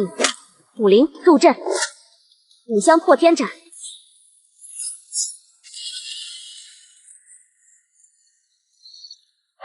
你输了。这场比赛不算。这个女人只是靠实力打败这个男人，并且把婚书甩到他脸上，结果他师傅却不承认这场比试。浩然剑宗的剑子不过如此，长辈亲疏退婚信一封。我百里清欢与浩然剑宗剑子朱一鸣再无瓜葛。你刚才与我徒儿一战，借用外物，算不得真本事，此战不作数。笑话，若真盘算借用外物，那我们千灵圣地的人个个打架的时候靠嘴吐口水嘛，自己徒弟技不如人，还有脸来人家用阵盘。此女并非千灵圣地之人，她战魂宗是用番旗御灵的，用阵盘怎么能算她的本事？哎呀，我老壁灯，说到外物，你要不要查一查你那徒弟的身体，看看他刚才在与我师姐对阵之时吃了什么？那算不算外物？你一派胡言。输了就是输了，何必非要强撑这个面子呢？今日是灵一臂，过几天就是正式的大比，你想替宗门找回面子，就堂堂正正吧。战魂宗对吧？行不更名，坐不改姓。哼，你给我等着瞧。江兄，你这五象阵盘威力大的有些过分了啊！以元婴初期的实力催动它，如此宝物竟恐怖如斯，一根星光木怕是不能对等啊！我就知道瞒不过西兄，五象阵盘是我师傅让我摆出来售卖的，应当是想吸引具有武灵根属性的天才吧，毕竟也只有武灵俱全的人才能发挥出它的最大威力。此物过于贵重了，不知道贵师如此做的原因为何，小妹不敢收啊。我还是请你喝杯奶茶吧，不然我心里过意不去。这奶茶不便宜吧？不贵的。最近我发现闲鱼有很多的省钱神券，奶茶、咖啡9块9，居然能买2杯，真的特别省。吃喝玩乐，我先推荐闲鱼，闲鱼真的太神奇了。那等会儿我去试试。怕什么？此物虽然贵重，但我师傅只是让带一句话给使用者，至于听不听从，完全在你。说白了就是赌个缘分吧。什么话？这天下凡5灵根属性拥有者，多数都是入了婉月仙宫的。若你将来也有缘入婉月仙宫，可拜飞羽上人为师，就当还此正潘恩情了。如此，那我就厚颜收下了。本次天门论道，老规矩，每个宗门出10名弟子，按抽签顺序比斗，胜者晋级下一轮，直到决出第1名为止。好家伙，每个宗门出10个人战斗，这特么玩的是团战啊！我战魂宗就来了2人，亏大发了。很快，天门论道比试开始，战魂宗抽签对战的是2等宗门一刀门，七宝百里清欢上场。就这么孤零零的2个人，对面站着清一色的彪形大汉。百里清欢抛出了阵盘，按照之前跟七宝商量好的，先用迷阵，烟雾缭绕之中，2支队伍都被震了进嘿去。嘿，储物袋，好多野生的储物袋。他奶奶的，有种正面刚，玩什么花火？师姐，储物袋到手了，现在可以结束对战了。给你去敲那边几个，我敲这边的。这么粗的棒子敲下去，还不得轻一筷子一块啊？管他呢，反正疼的又不是我们。战魂宗的，我敬你俩是条汉子，硬碰硬才是汉子所为，不要躲躲藏藏的。呸！你们全家都是汉子。刚说完，一道刀光，关键时刻七宝拉了一把，还避免被击中。吓死我了，太阴险了，居然是为了引我出声，好确定我的方位。现在开始不要出声，在迷雾阵散开之前逐个击破。好，2人开始了在迷雾中挨个点名。一刀门拿七宝2人无可奈何时，就开始了嘴炮模式，有如泼妇骂街坊一般。无论他们怎样出言辱骂，七宝2人都没有再吭一声，只是一味拿着袋子的铁棒敲人。烟雾散去，一刀门的人全部躺下了。战魂宗胜。让你骂，让你骂！我这辈子都没听到过如此多的污言秽语，气死老娘了！师姐，可以了，别把他们敲死了。这次来天门论道收获颇丰啊，捡了几10个储物袋。下一回合，战魂宗对战浩然剑宗。很快双方上台，浩然剑宗出战都是清一色的原因，反观战魂宗这边一个原因，一个金丹。上一次让你侥幸赢了，这一次就是你有恐怖的阵盘，我也要在这台上直接废了你们2个。10个元婴境的力量，莫说是师姐一个元婴，就是化神来了也顶不住。一起上！几名剑宗弟子杀过去，阵盘就抵挡了。百里清欢的灵力迅速突进。百里清欢，我要你死！一面黑色帆旗突然凭空出现，挡在了百里清欢的面前。然而剑宗的其他弟子，师弟，快认输，他们想杀了我们。天门论道不允许杀人，而你们刚才是想杀了他。区一个战魂宗，想踩着我浩然剑宗的名声上位，有那么好踩的吗？你若跪在我面前，求我放你们一马，那我倒是可以考虑给你留个全尸。还有百里清欢，你这个臭婊子，只有我打脸别人的份，没人可以在我面前打脸我。你居然在天下宗门面前让我颜面无存。师姐，把你的阵盘借我用用，你就下去休息吧，后面的事交给我。七宝一挥手，百里清欢就被送出了站台。随后江上开始用各种丹药救治。此行我本不愿多占因果，但是你们欺人太甚。你一个区金丹期，连元婴都不是，你也配？我不是元婴，但马上就是了。系统把我全部的点都加在境界上。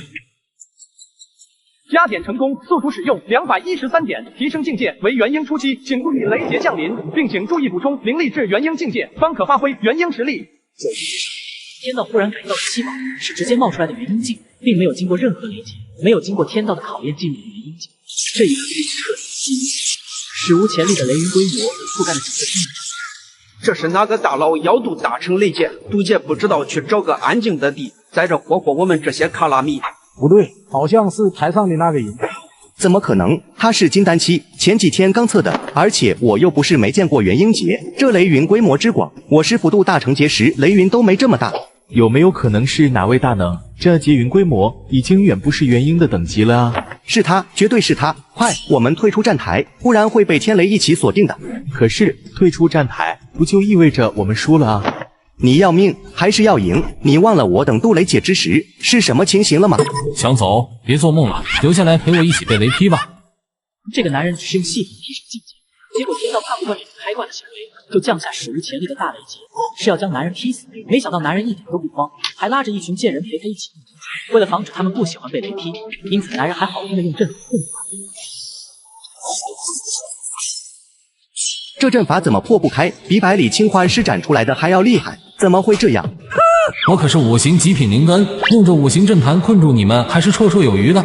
别挣扎了，乖乖留下来被雷劈吧。大家都使出全部灵力对抗天雷，我们还有机会活下来。那小子他只有1人，肯定会被雷劫劈得粉身碎骨。不好意思，我有作弊器。随后七宝拿出了混元道天龙，把自己罩在里面。天雷落下，雷电全部都被小友，你快放他们出来！我浩然剑尊同怒，此后绝不再找你的麻烦，并且相送9品剑莲1朵，内存9品剑意，凭死可入剑头，可否？七宝没有理他们。很快，第2道天雷又落了下来。七宝掏出来万魂幡，把蚊子都放了出来。卧槽，这特么哪里来的蚊子？专心抗天雷，你还管什么蚊子？这东西吸血啊！你脸上也有1只。这什么蚊子？还有修为的，我这护体罡气都能盯破。七宝，是不是你搞的鬼？3道天雷落了下来，剑宗大长老急了，10大剑子全都在里面，要是全折在这里了，他没办法跟宗主交代。小友，我浩然剑宗可以发下天道誓言，此后绝不会报复你战魂宗。你若信不过我等，天道誓言你总信吧？七宝有些心动了，毕竟今天就算是报复的爽了，那事后还照样得面对浩然剑宗的报复。小友，行不行？你倒是说句话。你别光说不练啊，天道誓言在哪呢？你倒是发啊！那边开始动手了吗？刚传来音讯，他们已经抵达战魂宗了。行，马上动手。天道在上，浩然剑宗大长老金汉在此立誓，今日过后，绝不因此事去找战魂宗的麻烦，也不会让宗门内任何人去找麻烦。若有违此事，让我身死道消，永堕轮回。誓言没问题。随后七宝把那10个剑子放了出去，此时蚊子大队也飞回来了，一只只吸到肚子圆鼓鼓。文总监把这次产的蚊子蛋都收集起来，上交给了七宝。我还没吃过西元鹰血产的蚊子蛋呢，不知道味道怎么样。好吃，真的好吃，好吃到抽耳光都不放手。9道雷劫过后，七宝发现雷云并没有散去，天道的气息一直在锁定着七宝，只要这天道有毒吧？不就开个外挂提升境界吗？干嘛总盯着我不放？算了，总待在笼子里也不是个事，用师傅教的秘诀换天机吧。七宝运转换天机，气息内敛，就像是在原地消失了一样，但是用肉眼却又能看得见。换天机只是暂时的屏蔽天机，但是下次再渡劫的话，会被天道加速给轰回来。师姐，你没事吧？没事，伤势好的差不多了，枯竭的灵力吃点蚊子蛋就可以补回来。那就行，你的事情也解决了，此次天门论道也没必要继续下去了，我们回去吧。好。于是2人乘坐飞舟返回宗门，越接近宗门，2人心里越慌，总是有种有不好的预感。2天半后，飞舟进入了战魂宗地界，通讯法器就收到了苏明的传讯。Hello, Moto。清欢、七宝，你2人听令，天门论道结束之后，不得返回宗门，替魏师去趟西部仙区办件事，不得耽搁。师傅发来的，这么急的吗？师姐，我感觉有些不对劲，这去一趟西部仙区，来回路程至少10年。什么事需要把我们知道天元大陆西部仙区那么远？不行，得回宗门去看看，要是没事的话，大不了挨顿骂。2位，我万法神宗联合灵女们旋风讨，再次剿灭邪修、闲杂人等绕境。邪修那个方向是战魂宗吧？那是圣修一脉，何来的邪修？2位有所不知，那战魂魄，恋人魂魄入幡起，这和那数万年前的万魂宗简直一个路数。这还不是邪修，我万法神宗如今联合3家替天行道，是要将这为后一方的邪修宗门连根拔起。2位还是绕行吧。我战魂宗传承数万年，乃是和千灵圣地一样的圣修，联手欺负我战魂宗，还找的是如此蹩脚的理由。果然是战魂宗的人，远远看到你们向这个方向来，就怀疑你们是漏网之鱼。既然你知道了，那就去死吧。解决掉眼前几人后，七宝发现围攻战魂宗的人太多了，元婴期都不下数10个，只能绕行返回宗门。让你们去西部仙区，回来干什么？宗主，宗门遭此大难，我和师姐怎么能不回来？宗主，我师父呢？师父，你怎么样？七宝向苏明的体内输入灵力，却发现已经经脉尽毁，唯有石海还勉强维持着一点点意识。你们怎么回来了？宗门有难，我们岂能苟且偷生？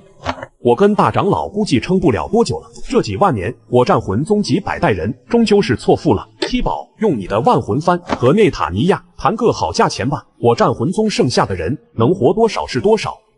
宗主，你们知道万魂幡在我手上？变化神器也不知道布个遮掩的阵法，那万魂幡认主时的波动，还是你师傅给遮掩下来的？不然你师傅为什么要给你点魂经？点魂经就是真正操纵万魂幡的东西。我先去了。七宝，照顾好清欢，带着剩下的人去北部先驱找我的族人。师傅，身为大师兄的你们，刚回到宗门，就要把宗门的师弟师妹都炼入万魂幡，只因宗门被灭，所有弟子几乎战死，你只能将宗门弟子魂魄收入万魂幡，继续为宗门而战。吾以战魂宗弟子之名，愿以魂为引，入幡旗，化战魂，愿以残魂之力牵此魂气，此咒既出，生死无悔，灵魂献祭，战魂永随。你看看，这满天飞舞的人类阴魂，而且都是你的同门师兄弟，你还驱使他们灵魂作战，这和当年的万魂宗一模一样，还说你不是魔修，谁信啊？是魔是仙，我自己说了才算。就凭你战魂宗现在的力量，还想抵抗我三大宗门？交出战魂宗所有的资源，或许我能留你条狗命，给你们10息时间考虑，10息一过，鸡犬不留。我战魂宗誓死不降。好啊，那不用10息了，你们就去死吧。是吗？那我若是放出那魔头，与尔等同归于尽。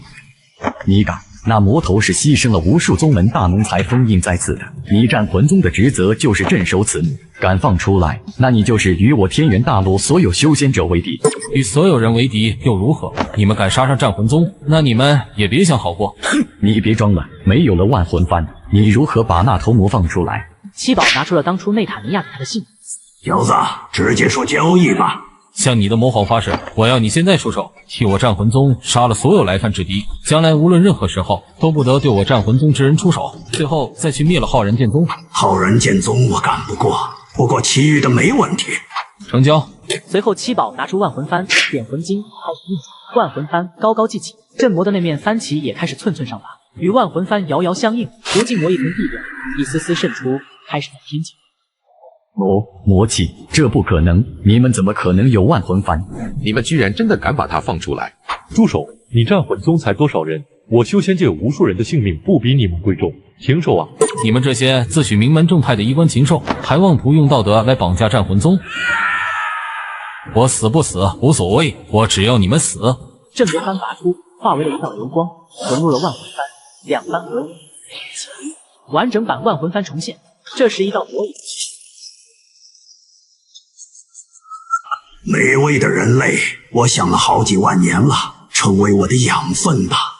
瞬间，所有人都被内塔尼亚的威压震住，无法动弹，任由内塔尼亚宰割。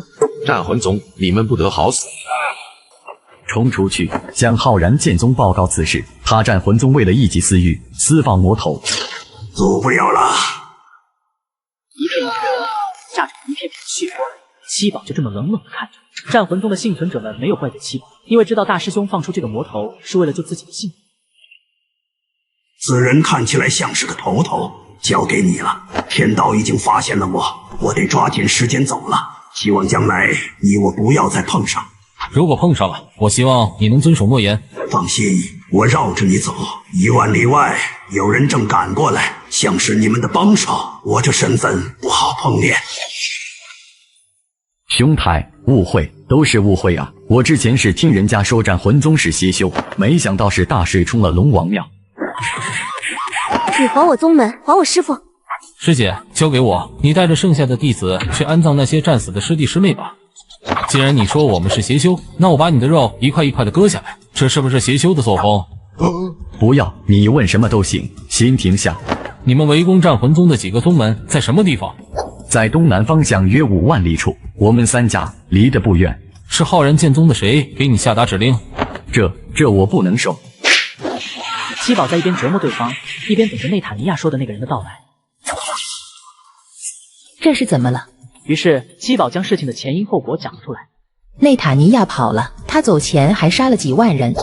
上人就是他们放炮的啊！我说了不能放，不能放。我们3个宗门只是来问个罪，又没真的想杀人，他们居然就这么把那魔头给放了。此人交由我处置，可好？搜魂，飞羽上人也是个暴脾气啊！无耻！老娘早就看浩然剑宗不顺眼了，没想到还是个黑心肠的烂货。我此次前来，相信你能猜到是为了什么。本想和你的师门好好协商一下，看是否能让清欢那丫头投入我的名下。我这活了上百年的岁数，也一直没有碰到合适的传人。如今看来，此时提出此事，有趁火打劫之嫌。我来想办法说服师姐，上人可否答应小的帮忙护送一下我这剩下的师弟师妹去找我师父的族人安顿？没问题。护送些人罢了，小事一桩。若是清欢入我门下，我保证第一时间立她为圣女，她再以我婉月仙宫圣女的身份保护你战魂宗剩下的师弟师妹，此不是更好？师弟，我答应去婉月仙宫，只是你为何不跟我们一起走？因为有些事情我必须要做。浩然剑宗门内常驻几十万弟子，我们暂时奈何不了他，那就先收点利息。那答应我，办完了事来找我，我们一起把战魂宗延续下去，好好修炼。有了此物，我会好好修炼的。随后，非礼上人带着百里清离开，紧接着七宝召唤血河等10几亿文。从今天开始，无名文道人既然敢欺上门来，那就别怪我杀上门去。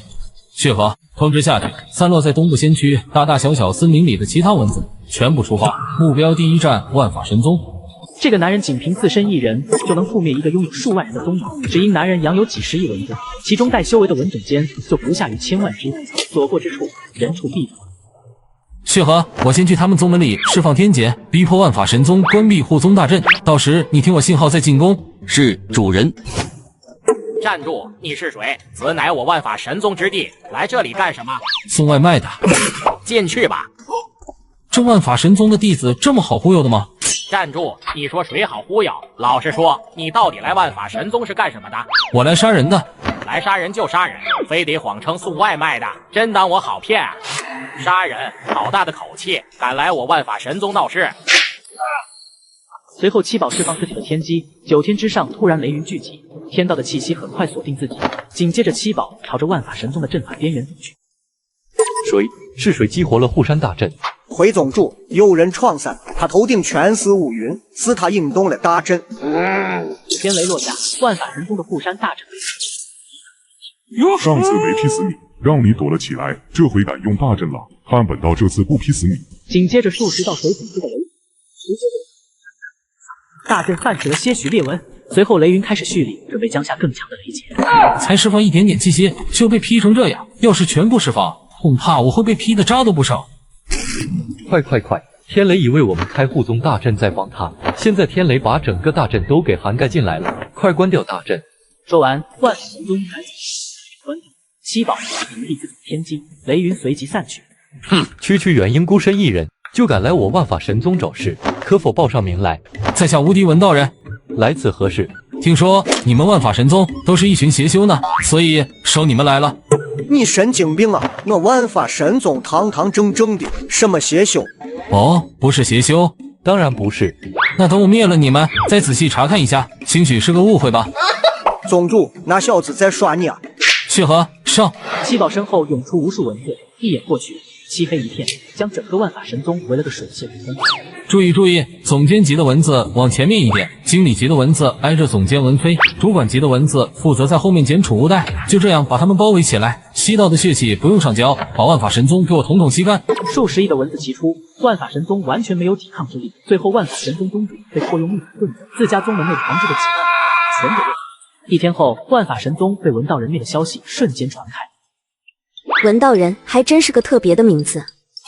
徒儿，过2天，为师给你找一些天材地宝，强化一下你那上品灵根。师傅不必费心此事，你是我的衣钵传人，这点天材地宝又算得了什么？对了，我记得你是1门上品灵根，4门下品灵根，对吧？师傅，你看错了，徒儿是5门极品灵根。5门极品啊，还是不错的。等等，你说什么？5门极品？我没记错的话，上次是0，虽然是5灵根俱全，但是1门上品，4门下品吧？我乃天生5门极品，我师父利用他白泽一族的天赋神通为我遮掩了，所以上次你看到的才是那样。对不起师父，师弟的秘密我不能暴露，只能这样欺骗你了。天生5门极品灵根，这天元大陆从来都没有出现过，我要发达了。师弟你在努力，师姐我也在努力，总有一日一定让浩然剑宗付出代价。此时七宝慢悠悠的前往下一个目标灵雨门。自己算是在天道那里挂了好了，这辈子能不能让他老人家平息怒火，估计得看缘分了。和尚，阿弥陀佛，小僧顺风见过施主。顺风，我他妈还圆通呢。七宝前世对和尚就没什么好感，无视了这和尚。不料那和尚跟了上来，也不远离，也不近前，就这么跟在七宝的身后2米半远的地方。行了一段路之后，七宝有些烦了。你这和尚跟着我作甚？小僧来自西部仙区的一个佛国，观施主身上因果极重，为小僧此生警戒，故而好奇，想看看施主去向何方。来劝我不要杀生，回头是岸的。非也，杀生是施主的事，小僧不会干预。你这样的和尚，我喜欢。喝酒吗？多谢施主，小僧正好有些口渴。有意思，酒也要喝。那肉呢？多谢施主，小僧正好有些饿了。七宝有些无语，随后2人就这么吃吃喝喝的一路前行。顺风，你从西边花费了10数年才跑到这里来，为的是什么？小僧是一名研究僧，专门研究魔物的。天门连接魔界，又身处在东部仙区，所以小僧来了这里。研究僧？那你研究出什么来了吗？7万年前那场仙魔大战的本质和根源与因果有关，而魔的诞生也与因果有关。那你跟着我，说我身上有很多的因果，是因为我前段时间灭了一个宗门的原因？可能是吧。小僧看到施主身上起码几万条人命，可奇怪的是，天道就好像没看到你这一身的因果一样。顺风，你杀生吗？为了念头通达，当然要杀。那你喜欢女色吗？女子肌肤柔美，身躯香软，自是喜欢的。不是，你是妖僧吗？你为何什么都不戒？施主这话真奇怪，这不都是人之常情吗？小僧也是人，生在这天地间，自然也是要参与这世间万物循环的，为何要戒？你说的话好有道理，我竟无法反驳，佩服佩服。别人的魂幡都是装人的魂魄，而这货的魂幡却拿来装蚊子。就在刚刚，男人养的数亿蚊子吸干了一个宗门的血气后，发现还有许多蚊子饿着肚子，于是男人就来到第2个宗门，要让蚊子饱餐一顿。顺风，最后我要开始装逼了。我听说你灵雨门好像都是些邪修啊。我呸！你跑人家万法神宗去，也说人家是邪修，现在跑我灵雨门来，又说我们是邪修，你到底想要干什么？鄙人灵雨门门主，不知道我灵雨门到底哪里得罪过阁下？若是我灵雨门的不是，我在这里给小友赔礼，就此离去可好？来都来了，我最恨的就是你们这些打着正义的名号，却干着偷鸡摸狗的事。我文道人今天要替天行道。如此，那就别怪我。七宝没等他说完，轻轻一挥，数亿蚊子发起攻击。这时顺风惊得目瞪口呆，他算是知道了七宝身上那一无穷无尽的因果到底是怎么来。有空得研究一下这万魂幡的用法了，总拿来当储物袋用也不是个事。你个死秃驴，你跟他是不是一伙的？阿弥陀佛，我只是个旁观者，在此看戏的。我管你是干嘛的，跟他站一起就是他同伙。阿弥个豆腐，老虎不发威，你真当我病猫？大威天龙，大威天龙！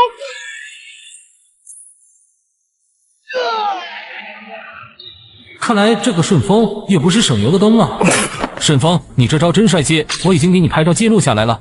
哎，你换新相机了，旧的呢？卖了呀！我发现转转最近配合国补发放了大额回收补贴，正好我的旧相机一直想卖又懒得处理，就干脆约了转转上门回收。没想到那台索尼相机还卖了3800多，而且转转连投影仪、音箱这种影音都能回收。总之，二手回收我推荐转转。七宝一个人指挥数亿蚊子，正在围攻整个灵隐。此时另一边，浩然剑宗正在研究对策。我万法神宗可是帮咱们浩然剑宗做事的，你一定要为我主持公道啊！就说抓人炼丹这事，住嘴！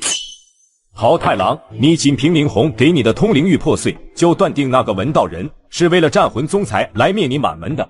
万法神宗遭难之后，我来浩然剑宗报信，途经灵雨门时和灵红约好，如果文道人也去了他的宗门，由聂碎通灵玉，让我知晓此事。就算如此，我浩然剑宗大长老已经向天道发誓，自那次之后，不得再对战魂宗出手了。这一次，怕是无能为力啊。宗主，那文道人不一定就是战魂宗之人，况且我此次前来只为借取剑魂一用，不需贵宗出手。我浩然剑宗数万年以来，也只运成了这一尊剑魂，让他跟你走这一趟也不是不行，但只是借给你防身之用，不可以用来对付战魂宗，你明白吗？明白，多谢宗主。灵雨门事救不了了，但是他一定会去玄风堂，就在那里做一个大大的局，一起灭宗之仇。主人，灵雨门的弟子差不多吸完了，我要突破到化神境界了，我先去渡劫了。临灭2个宗门，硬生生的把他给吃到了化神期啊！去吧，以后你就是我的大将了。顺风，你是修佛的，你说一个杀人如麻之人，他为何没有心魔劫？有则有，无则无，这东西很论心的。你杀过鸡吗？杀过啊。那施主你可曾愧疚？杀个鸡有什么愧疚的？吃肉罢了，天经地义啊。哦，明白了。不过因果这东西，不管你心里怎么想的，愧不愧疚的都一样，沾上了就是沾上了，很难摆脱的。不管了，先弄死这3个宗门再说。吃了你几餐肉，送你个小玩意，也许将来对你有帮助。给，这是释迦摩尼的骨头，这是他本体涅槃之时3颗之一，还是最大的那颗。舍利子。哟，施主也懂这个，这东西妙用无穷，你可以试着用自己的灵根催动它。要一根一根的事物，此物太过贵重，还请收回吧。此物与我无用，但却与你有缘。施主，我先走了，你我不久后会再次相见的。来的奇怪，去的也奇怪。半日之后，灵雨门的残余全都清理干净了。林红不出意外的跑了，毕竟蚊子们战力不高，也留不下他。然后七宝搜刮完宝物，就准备前往下一个目标。施主可曾看到一名年轻僧人经过？开什么玩笑？你问我就非得告诉你。施主，那和尚偷了我西方佛国的几样重宝，贫僧等花了10年时间，才从西部仙区追踪到此。刚刚发现他有在此地停留，若施主知道他的行踪，还望告知，多谢。施主，这是什么意思？20万灵石。施主可以说了吗？这和尚挺有钱的啊，随随便便就拿出20万灵石，怪不得前世那些和尚能开豪车住豪宅。随后七宝往顺风离开的相反方向指了一下，几道流光顺着七宝指的方向追了过去。重宝？该不会说的是这个吧？于是七宝赶紧找个没人的山洞，开始研究这重宝。顺风说要用灵根催动它。随后七宝将一道灵根之力输入进了这舍利子，只有些许反应，于是再输了一道灵根之力进去。2道灵根之力经过舍利子转化之后，出来的居然是雷灵根之力。雷灵根之力，传说中的稀有灵根之一，和蚊子的血灵根一样，都不是天生造化的寻常灵根。紧接着七宝又一种的是金水灵根合并可产生雷灵根，水木灵根合并可产生金灵根，5条灵根合并即是混沌灵根。我5行极品灵根简直是为我量身定制的宝物啊，就是不知道能不能炼化它。灵力输出开始炼化，舍利子化为一道灵光，进入了七宝的识海，那里静静地悬浮着万魂幡。现在多了一枚舍利子，随后用混沌灵根去操纵万魂幡，一种绝对的掌控之感油然而生。原来万魂幡是这么用的啊！文道人，别来无恙啊！自从我上次灭了你们俩的满门之后，就再也没有见过了。上次见面还是在上一次呢。别废话了，文道人，你和战魂宗到底有什么关系，值得你这么拼命？你们敢打着清除邪修的名义去我战魂宗杀人，既做得了说一，就别怪我做失误。你果然是战魂宗的人，那就要看你有没有这个本事了。敢让你们充分的准备上足足1个月的时间，就不怕你们翻得起什么浪花？洗好脖子等着挨宰吧！今天老子是来灭门的。哼，文道人，你该不会以为你这一招能永远奏效吧？就算你有再多的蚊子，今天你也得死在这。只因拿人在修仙界养蚊子，结果自家宗门被灭，现在还要被数个宗门联合50万修士大军围殴。没想到拿人却一点都不慌，还有十足的把握拿下对方的修士大军。对付你战魂宗，我们只派出了3个宗门，现在我们一共有13个宗门，共50万修士大军在此，而且还有浩然剑宗的至宝。你这个养蚊子吸血的异类，今天必须死在这里！哎呀，别装逼了，都什么时候了？好宗主，放出来吧！有请剑魂大人。一个虚影从剑中飞向虚空之中，随后剑魂看到周围都是蚊子。没想到老夫数万年后重现世界，居然只是为了斩蚊子。浩然剑宗的这些后辈，还真是让人失望啊！剑魂嘴上说的失望，但终究还是动手。只见一道剑光亮起，强大的攻击把其与蚊子给禁止。七宝要不是有万魂幡神器护体，估计也得受伤。你不就是蚊子多吗？还真以为这世间没有人能奈何得了你。文斗人，今天这玄风堂就是你埋骨之地。还真是煞费苦心啊！浩然剑宗连酝养了几万年的剑魂都舍得给你，不过光靠剑魂这一张牌可能还不够。七宝一个响指，四面八方也再次出现了无数的血纹身影。不可能，刚才那一剑起码灭杀了数亿只蚊子。你到底还有多少？几位，也许你们从来没有在意过蚊子这种东西吧？每一只母蚊子，只要条件合适，一次能产大约3、4千枚卵，只需要10几天就能孵化出来。这3、4千只蚊子，再过10几天又能生出更多的蚊子，如此的循环往复。最后，你猜我能有多少只蚊子？10几天，一只就能生3、4千只，你这魔鬼！别跟他废话，抓紧时间恢复灵力。就算他说的是真的，难道这些蚊子就不需要能量供养吗？还真以为能无穷无尽的繁殖而不用付出代价啊？你们弟子的血肉就是代价。七宝这话一出口，场上众人不寒而栗。2个宗门近9万人被吸干，感情就喂肥了这些蚊子啊！如果蚊群消灭不了，那就消灭了你这个人。剑魂大人，请您杀了眼前这人。那个桃太郎，我有一件事忘了告诉你。什么事？凡是带魂字的都归我管。万魂幡起！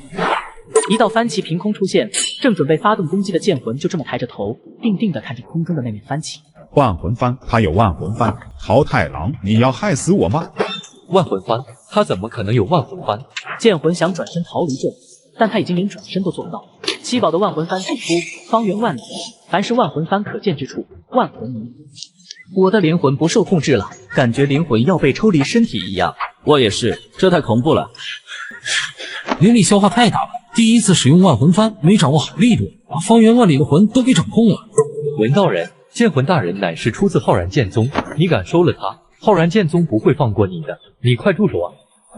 有天道誓言，你看浩然剑宗敢不敢承认吧？桃太郎开始慌了，剑魂可是借来的，要是从他手上搞丢了，浩然剑宗不会放过他的。此时七宝也把剑魂给收进了万魂幡。快上，把剑魂抢回来！50万修士发起进攻，每一个人至少可以杀灭几千只蚊子。如果长时间激战下去，七宝的蚊子迟早会被消耗完的。没了剑魂，我还有修水，你要是识趣就趁早投降。血河都安排好了吧？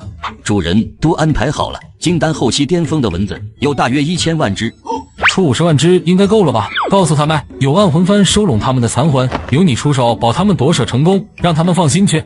是主人。诸位都是金丹巅峰了，要挨过天雷才能真正成为元婴期的蚊子，才能吸更多的血，生更多的蛋。主人说了，现在要50万只敢死队去渡劫，谁要报名？可是我们妖兽渡劫好难啊，10只去渡，9只都活不下来。主人还说了，这一次招敢死队，用天劫去杀主人的仇人，死了的灵魂可以被万魂幡收起来，然后给我们安排新的蚊子身体夺舍。听说新身体是加强过的，修炼起来更快。我要报名，我要新身体，我要渡劫，我要做元婴大能，走上纹身巅峰。赶紧报名，50万个名额，先到先得，晚了就没机会了。天地之间突然为之色变，方圆万里之内雷云密布，所有的蚊子全都开始向反方向飞，准备脱离战场。蚊群这一反常的行为引起了桃太郎的警觉。文道人，你在搞什么？没什么，我有50万只蚊子要渡元婴劫，麻烦让你的人让一让，给腾一点地方。50万只一起渡劫，你这个疯子！所有人快走，快离开这里！晚了，你们所有人都准备死在天劫下吧！方圆万里，对面的人在这避无可避的天雷之下，下方的彼此在天雷的攻击之下，渐渐变成泥巴。其实我真的是好人，你们要是不招惹我，就不会落得如此下场。师傅，还有宗主、师弟师妹们，你们的仇我先收一点利息。阿弥陀佛，施主，你杀心太大，因果太重，恐难有善终了，不如放下屠刀吧。几位，找到你们要找的人了？人还没有找到，但也不必再找了，那东西在施主身上吧。只因男人养的50万只蚊子一起就把别人的宗门踢出一个大坑，还不小心踢死了50万修士大军。没想到男人造就如此多杀孽，却还佛光一闪而出。这一切都是男人在之前炼化舍利子的原因。那是我西方佛国至宝，竟然被你炼化了。对啊，我炼化了，这东西我很喜欢。这不可能，我西方佛国无数修佛者都试过了，无一人能将它炼化。施主是如何做到的？我如何做到的，你们就不必关心。总之，这东西归我了。你果然炼化得了它。顺风，您看这位施主因果缠身，身背几10万条人命，如此大恶之人，他若还不能吸引舍利子，还有谁能吸引？你们从一开始就搞错了方向。这东西还真是顺丰从西方的一个佛国偷出来的。这东西我很喜欢，我不打算交出来，你们请便吧。施主，这舍利子不同于一般的器物，只要一旦炼化，便再也取不出来了。只是有一事需告知于施主。东西不用还回去了，那感情好啊，姑且一听吧。这舍利子乃是释迦摩尼所留，若能炼化它，的确是有助于佛法修行的，因为它无时无刻不在散发佛性，会同化一切非佛之物。那像我这样的不修佛之人炼化了呢？那就是身体被同化，施主会成为释迦摩尼在这世间的一具化身，是他降临此界的一个锚点。这不是另一个版本的多舍吗？顺丰，你小子坑我！你别生气，为表达歉意，我把华为 Mate 70 Pro 给你赔礼了。手如此贵重，华为 Mate 70 Pro 属实难抢，你哪来？左下角上线就能领了，升级看到领取界面，填个地址，隔天到家。左下角都整多少回了，啥都领不到。这次不一样，我跟左下角申请了8000台苹果16 Pro Max 和华为 Mate 70 Pro 做专属福利，这批只有我这有，不就容易领了？这次领的比之前都快，我第2台要到手了，够吗？放心，为了让看到这条视频的观众都能领到，厂商还额外准备了 iPad Pro 做保底，让大家都能参与。我试试。施主莫急，且听小僧解释。你本来就万叶缠身，而且那天我忘你气运，你未来还会沾上更多的因果。你看，今日你造下这无边杀孽，不正应验了吗？那又如何？如此多的业力，你会被天雷劈成渣渣。就算你遮掩了契机，修为方面怕也无法再寸进，而且继续发展下去，到了极致之时，你甚至会被天道直接排出这一方世界。听到此话，七宝赶紧把幻天机劈掉，发现天道的雷劫并没有落下来，而自己身上充斥着金色的佛光，这些佛光让天道把七宝球当成好人了。我这回真领到了。必须的，我再额外加一批华为3折叠的隐藏福利，数量有限，你们都赶紧试试。这回也不难领吧？简单，认准我左下角进入，首充1元就能领648的满街神装和 VIP，2天飙升500级，苹果华为秒发货。所以舍利子能中和你的煞气，能让你有如常人一般在天下行走。至于修佛嘛，与施主一起有关心魔劫的对话，小僧就知道施主与我佛有缘。你他妈才与佛有缘，你们全家都与佛有缘。靠，老子就知道你小子是个妖僧，亏老子还请你吃肉，喝酒，就差没有请你去按摩了。你居然想勾引老子出家！那咱们扯平了，别怪小僧没有提醒你哦。从炼化到完全被同化，大约有3年的时间。施主你最好去西方佛国一趟，要在被完全同化之前修佛有成，用自身佛性反过来吸收舍利子的佛性，这样你就没事了。我谢谢你啊。别急，那西方佛国也不全然是佛法，还有很多的天材地宝能帮人重塑肉身。你那师父还有师弟师妹，只要找到一样，你就能帮他们重新塑造肉身，解除契约后就可以活过来了。重塑肉身，复活？你没骗我？骗你，我是小狗。那东西叫什么名字？12品金莲。哪吒用的那个？哪吒是谁？啊，不是哪吒用的啊，那你果真没骗我？我发誓，我说的都是真的，骗你我是小狗。边上3人偷偷用手掐自己的大腿，才终于没有笑出声来。这小子，他不知道顺丰是一头狗妖修炼成人的吗？我看他不知道，别管了，先骗回去再说。3年时间太短了，我得马上启程出发，但是不能把3宗覆灭的消息亲自说给师姐听了。顺丰，我有一事拜托你帮我办一下，你可愿意帮我？什么事？替我把那些东西送到婉月仙宫给我师姐。我可以，可是为什么是我去送？因为你叫顺丰。很快七宝把这次收获的宝物分一半出来给顺丰送去彩礼清欢，随后再给血河安排了一些任务，而自己就带数亿蚊子前往西方佛国。这数亿蚊子是要带到西方佛国去播种，至于其余的蚊子都各自回森林继续发育去。听说西方缺少蚊子，这次一定要结束西方佛国缺少蚊子的历史。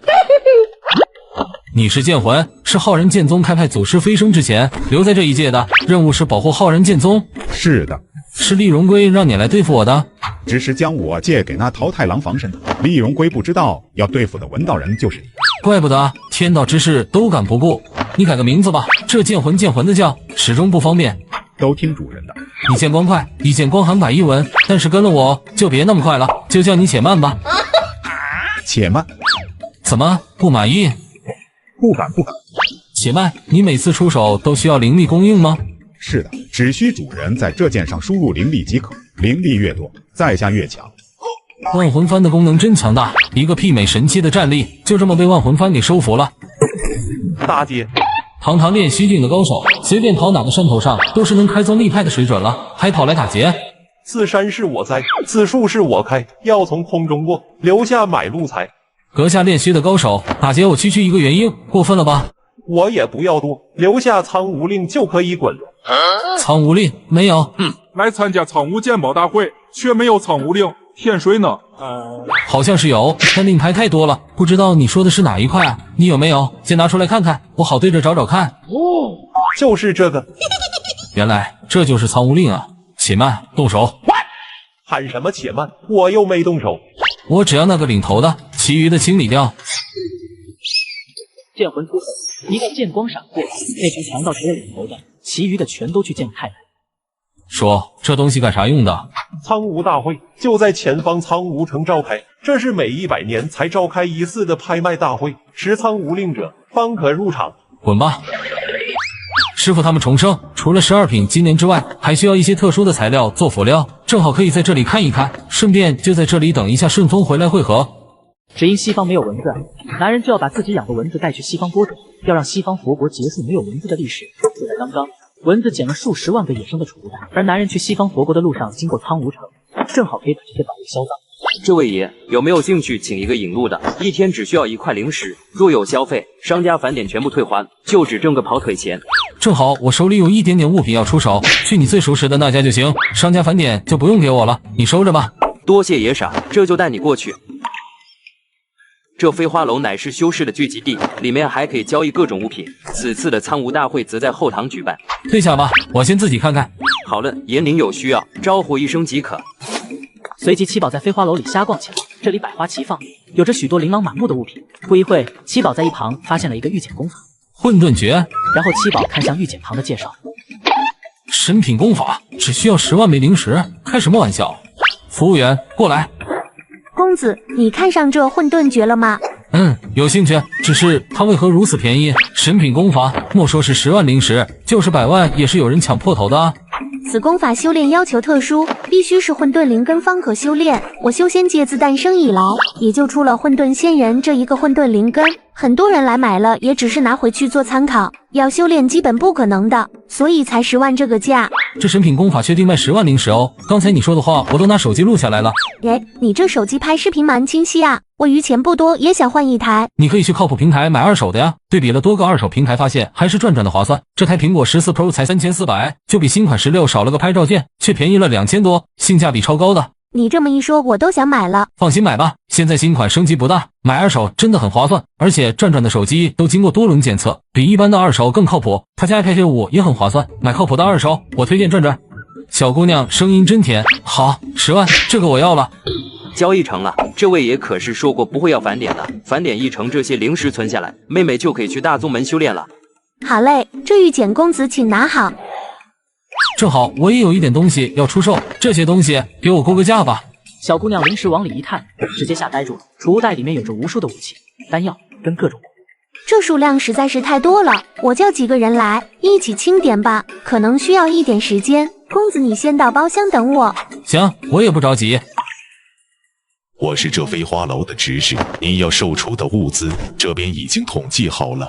这么多东西，你飞花楼吃得下吗？放心，就是再多10倍，我们也吃得下。不过这一下子也拿不出来如此多的灵石，想和您商量一下，折成记名的灵石卡，可在苍梧大会上消费，大会结束之后再把余下的灵石交付。也行，反正我也是要去苍梧大会拍东西的。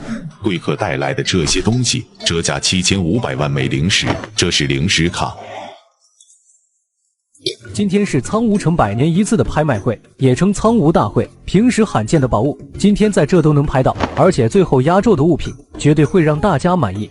现在为大家展出的是一件灵气级的护甲，为一头修为达到了元婴的地龙皮所制，十分坚韧，起拍价1万灵石。都是一些小玩意，对我没啥用，我还是研究这混沌诀吧。接下来七宝除了拍一些跟师傅他们复活有关的材料，其余时间都在研究混沌。现在拍卖的是雷灵根专属的功法。雷灵根，谁有那玩意啊？这东西拍回去也没用，大家别拍了，让他流拍算了。雷灵根，我有啊。此功法为雷炼术，是一种引雷入体的炼体之法，炼制9层，可将身体炼制法宝一般，起拍价10万灵石。哦，天雷也是雷吧？这功法能引天雷入体的话，那不是爽透了？对了，这雷炼术的玉简不知何人所留，无法复制，不只此一份，可不是外面那些可以无限复制的大陆货能比的。这功法挺稀有的，自己练不了，放在族里当成传家宝也成啊！万一哪天族里出一个雷灵根的天才，不就起飞了？我出11万，我出15万，一群穷鬼，我出50万。谁？那个王八蛋这么叫价的？尼玛从15万直接跳到50万！你家灵石是大风刮来的吗？见四周无人应塔，随即凶神恶煞的干瞪周围的人，之后并报出一个价，51万。这家伙应该是有一个后辈，刚好是雷灵根，故意劝大家不要拍，现在还威胁人，自己却还出了一个价，太不要脸了。100万。小子，你故意来恶心我仇天恨是不是？你什么是门？报上名来。他是仇天恨，以杀人正道的仇天恨。这小子热水不好，热仇天恨。拍卖师，我在你飞花楼消费，有人威胁不让我出价，这不是砸你飞花楼的场子吗？仇天恨，你若再如此，我就发动大阵把你打出去，然后取消你以后的入场资格。哼！这位客人，请放心出价，在这飞花楼内，没有人可以威胁你。仇天恨是吧？我知道你不甘心，不过我一般不和穷鬼一般见识，想找补回来可以啊。记住我的名字，我叫文道人。听到文道人的名号，全场倒吸一口凉气，尹天恨直接被吓到腿软了。我靠，这不是养蚊子吸血那个狠人吗？听说前段时间还灭了13个宗门，50万修士。原来是文道人，真是失敬。九某刚才有些鲁莽，还望莫见怪。行了，这点格局我还是有的。这个雷炼术的功法，我出价100万，没人比我出价高的话，就是我的了。于是现场拍卖继续，接下来的时间，仇天恨乖的像只安着。现在拍卖的是最后重量级宝物——恶魔号角。此物是从一个恶魔身上拆下来的，那个魔头据说被镇压在一处秘密的地方已经7万年了，说不定早就变成飞灰了。但是这只号角却魔焰滔天，威能依旧。我怎么在那号角上感受到了和内塔尼亚一样的魔力波动？拍卖师为了让大家看得更清楚一点，就撤去罩在上面最后一层法阵的手，七宝顿感不妙。我的武器出现了，在西边的方向，几万年了，我的武器终于要回来了。只因男人在修仙界发了一笔横财，就在飞花楼疯狂的消费，还在拍卖会上拍的许多宝物。此物属神器级别，虽然魔焰滔天，但价值依然不可估量，起拍价1000万枚灵石。不管这神器怎么样，先把它拿下，绝不能让内塔尼亚得到它。我出5000万。这文道英真有钱。文道人灭了13个宗门50万修士，用脚趾头想都知道这些灵石从哪来。反正这些灵石又不是我的，算是捡来的。正在此时，一声响彻整个苍梧城。感动我的东西都成为我的养分吧。我乃苍梧之主雷毅，阁下是谁？为何攻击我苍梧城？小家伙，以前没见过你呀！雷虎那老东西挂了。我雷家先祖名讳，不容你出言侮辱。管你硬不硬的，就是雷虎那老东西在这里，我也照打不误。老子饿了，让我吃饱。心情好的话，饶你一命也不是不行。吃屎！阁下莫不是在逗我？不逗你，我要1万个元婴修士，一个都不能少，还要把我的脚还给我，否则我吃了你满城的人一个不剩。你在耍我？此时内塔尼亚正在快速感应自己的脚，因为天道的雷云正在后面赶来追杀内塔尼亚。找到了，恶魔号角从刚才七宝他们待的大厅直直向内塔尼亚飞去。终于找到你了。很快内塔尼亚融合了恶魔号角，全身魔力翻了几倍。突然内塔尼亚的身后远方一片黑色的雷云即将赶到，雷云之后还有10几个大成器的高手赶来。来这么快，等我吸干了这一城的人，天道也得给我让路。且慢，动手。这个人是谁？才元婴境界，但这气息很熟悉的呀，为何喊我且慢？下一刻，一个碗口粗细的大洞就这么突兀地出现在内塔尼亚的胸口上。七宝为了防止他的心脏长在左边，于是再给另一边也来一下。我全部灵力都给且慢了，这魔这么难杀的吗？心脏碎了都没事。多谢兄台出手，兄台连护城大阵都挡不住他，你可知此魔是何来历？他是内塔尼亚。什么？怎会是他？我记得他是被压在战魂宗下的啊。战魂宗被3个宗门围攻，如今只剩了些许弟子了。修仙界宗门之间互相碾压也时常发生，但是敢去围攻一个镇压有魔头的宗门，真是死字怎么写的都不知道。小友，你已经脱力，无法再战，可否帮忙去后方协助疏散？我去后面疏散的话作用不大，而且他后面的天雷要追上来了，听说很多名门正派的大成界也在后面追他，你我联手，只需要顶住一时半刻，危机自解。好，我先来，小友抓紧恢复。七宝财源阴境，能对内塔尼亚造成杀伤的，也只有且慢和蚊子渡劫，不到万不得已不会动用蚊子渡劫。于是疯狂炫了几尊蚊子暂时恢复能力。我可以了，小友恢复的可真快。且慢，动手！只讲我吧，卑鄙小人，你到底是谁？我要生啃了你！雷印总算是知道七宝是怎么重创这魔头的，这他妈谁来都得迷糊一下。雷云越来越近了，内塔尼亚不属于这个世界，所以会受到天道的排斥。只要天道察觉到他的存在，他走到哪里，天道就会踢到哪里。小子，你够卑鄙，有种报上姓名。在下文道人。有种，老子记住你了。看样子，内塔尼亚后面跟着的那10几个人，应该能够让他喝一壶大米。文兄，多亏了你，要不然我苍梧城要损失惨重。那个，我不喜欢文雄这个名字，雷城主叫我小兄弟即可。此魔脱困，东部先驱，怕是永无宁日了。区区一魔，何来永无宁日之说？当年的仙魔大战并没有真正的终结，天门之上那一道巨大的世界裂缝魔焰升腾，数万年都未曾停止过。你当是为何？为何？因为内塔尼亚的身上有咱们这个世界的坐标，只要他不死，那世界裂缝就关不掉，魔皇随时有可能卷土重来。你是说，因为内塔尼亚的脱困，世界裂缝可能被重新打开，仙魔之战可能再起？不是可能，是必然。这场战争不论内塔尼亚脱不脱困，都会再次发生的，只是因为他的脱困可能会让时间更早一些罢了。当初放内塔尼亚出来，我也是为了保住余下的师弟师妹们的无奈之举。小友，我要去婉月仙宫求援，要提前预备可能到来的仙魔大战，多联系一些宗门来商量对策。总之，尽人事，听天命吧。这是我苍梧城客卿令牌，只此令行走苍梧城，有如我亲临，此物作为对小友出手的答谢吧。多谢雷前辈，后会有期。必须要尽快提升自己的实力了，在顺风回来之前，先把拍卖所得的雷炼术练会吧。施主真是好本事啊！短短1个月不见，你又从哪里搞来这天雷炼体之法？简单。这是你师姐托我回的信，还有这阵盘也是让我转交给你的。我要走3个月的路程，你仅1个月的时间就完成了，你这速度不说冠绝天下，也算是极为罕见了啊！教教兄弟我呗。嗨，跟着鲲鹏那哥们学了几招，未得他许可，可不能乱传，否则教你又何妨？鲲鹏好像是个神兽来着，北部先驱的几个巨头之一啊！没想到顺风你还认识这样的大能。施主，3年时间不多了，我们出发吧。男人每天让蚊子念99乘法表，只要一只蚊子念1遍，男人就能获得1点信仰之力。而男人养有几千亿蚊子，信仰之力直接碾压西方的修佛者。刚刚七宝在苍梧找顺风送信回来后，就跟着顺风来到西方的某处佛国。顺风，你们修佛的是怎么修炼的？佛是不用自己修炼的，自己只需要修心，然后用收集来的信仰之力浇灌自身。信仰之力是什么？佛法以信仰为生，有信佛者1人，则佛收获1人的信仰，然后100人、1000人，每一个修佛者都有佛国子民念自己所写的经文。顺风，你也有佛国吗？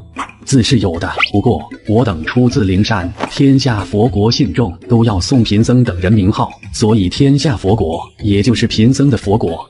不知道我写一篇经文让蚊子念会不会有信仰之力呢？顺风，动物念经文会不会有信仰之力呢？当然有，只要是有生命的生物都可以。该写一篇什么经文呢？蚊子智商不高，写太复杂，他们又看不懂。有了，写篇99乘法表，这个够简单了吧？于是七宝写了篇99乘法表，随后交给文总监，让他传达下去，让所有蚊子每天念2遍这经文。只要施主有足够的信仰之力，法化盛会就有希望了。法化盛会是什么？法化盛会就是选出1人代替下界佛门，向上界真佛提供贡品，然后上界自会赐下奖励给上界所赐之人，就是3000佛国的佛主。作为佛主，自然是有资格重新解释佛教教义，所以你们选中我带你们去竞争佛主？不错，施主你能炼化舍利子，还能牵扯数十万的因果而不死，此事非你莫属。你们选我就不怕我把这西方的佛国翻个底朝天吗？这正是贫僧选施主你的原因，因为这3000佛国本就不应该是这个样子。这顺风真是一身反骨啊，竟然想让我去推翻西方佛国。但其实想推翻西方佛国，不一定非要竞选佛主才行。送你一个七彩悟空，你可以直接干翻他们。你竟有七彩悟空，洗炼一只七彩神虫，少说也要8000万灵石，更何况这是七彩悟空斗战胜佛。不用，我左下角全新鬼符版本，开局就送7天无限洗炼，零损耗洗宠，点就能洗出七彩悟空。只要你手速够快，1天就能满背包七彩神宠。这么爽，我也要来试试。怎么下载？点我左下角，无需下载，直接开玩。我还给你们申请了登录送千年神龙，洗炼100级必出100万年神龙。那我赶紧进你左下角玩去。但是佛主还是要竞选才行，我们要名正言顺推翻西方佛国，不能落人话柄，否则信仰之力也会受到影响。有道理。我只问一句，那佛门真有12品金莲，真能给人重塑肉身？当然，骗你我是小狗。那好吧，去灵山。灵山佛子顺风自东部仙区归来，寻得舍利子之主，邀请来参加法化盛会。盗取舍利子的贼子，你还敢回来？佛子啊，这吃肉喝酒的家伙，当初是怎么混进佛门的，还当上了佛子？我佛门中人的事怎么能说到呢？舍利子放在寺中几百万年，无人能将它炼化，为何不能叫贫僧带出去试试？我说我们从东土大唐呸，东部仙区而来，参加这一次的法华盛会。再怎么说，原来也是客啊，怎么门都不让进？这是你们的待客之道吗？当然可以进，不过只能从小门进。哎呀，我就要从正门进，看那个泼皮敢拦着我。哼，敢跟我来横的，就算你是佛子又怎么样？住手！真身舍利的女人，当然有资格由正门而入。随后七宝跟顺风等人进入灵山佛门，守门的小沙弥屁都不敢放一个。刚进来，那庄严的声音在响起。法华盛会业已开始多日，施主来的迟些，虽身怀舍利，但该有的流程还是要走的，烦请一层层上来吧。顺风啥意思啊？法化盛会的参与者是要过3关的，只有3关全过，才有资格上灵山之顶，在那里参加法化会。OK。这个手势是何意？第3关不用我出手吗？第1关辩经，请问施主何为私？我思故我在，私即我，我即私。套路吗？谁还不会啊？你套我，我套你，我看你能不能绕得过。经典当中没这么写啊，难道是新的理解？那这七施主到底是何意？贫僧总不能说自己不懂吧？丢不起这人。于是只能默默点头。随后七宝来到第2关，那僧人却没有开口，而是指了指天，又指了指地，又指了指自己，然后看向了七宝。拿呀迷！紧接着七宝走过去，往他头上梆梆梆敲了3下，然后头也不回地往上面走去。他懂我，他真的懂我。大师，这是何意？我问何为天，何为地，何为人？施主答：天生万物是你，地狱万物也是你，人行其间还是你，何必多问？施主果然是有大慧根之人。什么？这么难他都答得上来？多谢师叔祖留情，我还得上去盯着，以免出现意外。去吧，告诉那小子别太狂了，刚才差一点就圆不过来了。施主，这第3关是考验你有多少佛国支持的，请上莲台，将你能控制的信仰之力注入莲台就可以了。这听起来才像是正经的考验吧？七宝走上了莲台，然后盘腿坐下，认真感受着蚊子这段时间落下的那些信仰之力，将这些信仰之力尽数注入坐下莲台之中。看热闹的修佛者们也是惊到了，有如此多的信仰之力，不知道他是哪个派的。3关尽过，施主有资格上这灵山之巅了。接下来就是重头戏了，要辛苦你了。说吧，难为前面那些老人家演得那么辛苦，不就是为了把我送上来替你们做事吗？客气什么？这灵山看似铁桶一块，实际上暗里分成了3大派系。那你是什么派？小僧是原生派，坚守佛法最本真的样子。你这家伙可是吃肉喝酒样样都来的货，佛法本真是这个样子？是真的。佛法本为善法，如今激进派却天天想着扩地盘，降临派一心只想让真佛下界。那舍利子就是从降临派手里借来的。当真是借来的？当然，我可以发誓。你那骗人是小狗的誓言，还是回家发去吧？说具体的，到底怎么比才能拿到那12品金莲？打架吗？那倒不用，我佛们向来不喜欢打打杀杀的。那我做什么？你什么都不用做，坐着等就是了。上界现身的真佛看到你的舍利子，必定会选你做这界的佛门之主，向上界上贡品。那个贡品是12品金莲吗？是。男人在修仙界养蚊子，蚊子不仅会修炼，还会念经文。只因男人需要12品金莲复活师傅，而12品金莲需要海量的信仰之力才能接触，于是男人就自创99层法表经文，让自己养的数万亿蚊子命，从而让自己获得海量的信仰之力。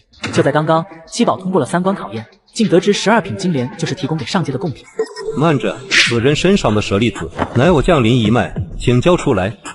笑话，舍利子乃我佛门之宝，归属整个佛门，不是你降临一脉所独有，你有何立场嚷嚷？哼，那也是由我降临一脉保管的。顺风身为佛子，居然行此偷盗之事，难道不该给个交代？你降临一脉几10万年都没有找到人炼化舍利子，还给你个交代，蛇皮袋你要不要？这里是佛门，吵来吵去的，成何体统啊？这是我佛门尊者运达师祖，灵山之事由他老人家主持。不过他是个老好人，3派之争他并不参与。这特么都谁给起的名字？怎么佛门要去干物流啊？行了，木已成舟，舍利子一旦炼化就无法再取出，此事以后再说。几人正说话时，天空上出现了丝丝火焰，一道投影缓缓显现。顺风，那就是上界的真佛，对吧？是的，他乃是佛陀的弟子。真身舍利，没想到此界还有如此宝物。你是何人？佛陀弟子阿难。万千世界，知无名者甚少，知无身份者更少。没想到这天元界居然有一个。你是从何处得知？在我的家乡，佛陀弟子阿难在石桥上偶遇一少女的事，知道的人可不少。你那家乡流传着我怎样的故事？正好你们上次在左下角领的手机到了，你们可以在手机里看到上界使者的事迹。没有我的吗？我看看啊，还真没有，剩下都是要给粉丝发的。都是吗？左下角这么豪横啊，不会是2手的吧？放心吧，这些都是我跟厂商亲自严选去专柜验过的，保证正品。咱们一起挂机的，我这第2台都到了，你怎么还没发货？你这不是怀旧服吗？新旧链接有啥区别吗？当然有，你的认准我左下角新链接，库存更充足，领的自然快。这次左下角补贴了12000台苹果16 Pro Max 和华为 Mate 70 Pro， 想要就有，但这次力度太大，就这么一次。那我再去试试。整个灵山的人就这么眼睁睁看着七宝跟上界真佛聊天，却又不敢打断。阿难在出家之前偶遇一少女，从此爱慕难舍。佛祖问他，你有多喜欢这少女？阿难回答，我愿化身石桥，受500年风吹日晒，但求此少女从桥上走过。那后来呢？后来500年后的某一天，那少女从桥上走过，可惜她这次穿的不是裙子了，而是牛仔裤。你怎么可如此调侃上界使者？太调皮了，还不快道歉？这次发货确实快，已经提醒我填地址了。我亲自监督，当然快哦。这次你怎么领的是3折叠啊？趁现在知道的少，赶紧去领。这左下角无需下载1秒跳转，注册上线就能参与，还是3000倍极速升级。现在点我左下角，还有粉丝限定的3000台3折叠，先到先得。那我赶紧再领台3折叠去。无妨，故事倒也有趣。如此，就指定你为此界佛主吧。然后阿难伸手一比，一道金光落在了七宝的身上。眼看金光即将进入七宝的识海，突然万魂幡和舍利子一起抵挡，金光被2大神器给慢慢抵挡消散。靠，这不像是夺舍，更像是一种控制人心的密咒。怪不得佛门并不介意谁来做这个佛门之主啊！你可报上名号了。无名文道人，请佛主文道人奉上贡品，感谢上界使者。随后韵达将12品金莲交到了七宝的手上。按照规程，七宝只是转一道手，由他转交给上界使者即可。但是七宝拿着莲花，却没有交给上界使者。12品金莲终于到手了。系统，12品金莲它的本质是什么？能用来塑造肉身吗？终于想起我了，都多少集没出场了，粉丝还以为我跑路了呢。好了，大不了后面给你加戏，你就告诉我这12品金莲能用来塑造肉身吗？12品金莲是一界气运所凝结，可以。各位，在把贡品给所谓的上界使者之前，我有几个问题想问一问在座的，包括这位上界使者阿难，可否？你这是何意？还不快快将贡礼给上界使者？给他？你们知不知道这12品金莲是一界气运凝结的？有意思，你居然没被同心咒控制，而且还知道气运。12品金莲乃我天元界气运所凝，你说这话可有依据？我没有依据，你也爱信不信。我且问你，这天元界是否自从有了佛教之后，天下修士便再难飞升上界？几十万年之前还时常有人飞升，此后的确是如此，没几人飞升了。一界气运被偷，当然会如此。无论如何，这气运不能给出去。哼，一群蝼蚁，不给那我就自己去。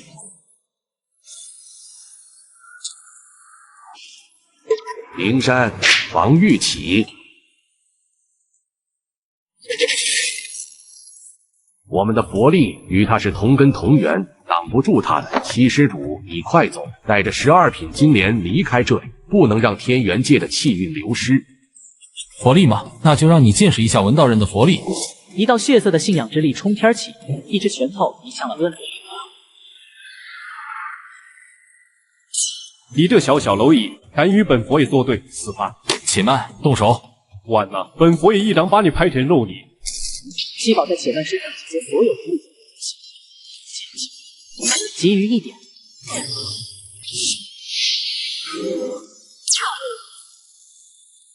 这怎么可能？我还会回来的。你们自己看看，这就是你们顶礼膜拜的真佛，一个高高在上，妄图收割下界气运的东西，他也配？从今日开始，我以佛门之主的名义重整佛门规矩。接下来，整个西方的佛教开始重整。1个月之后，七宝跟顺风一起离了灵山。 12品金莲你也到手了，但只有白泽一族才有重塑肉身的秘术。你真没骗我？你都是佛门之主了，算是我的老大，小僧怎敢欺瞒？可为何我总有一种被你牵着鼻子走的感觉啊？你是不是有被骗妄想症啊？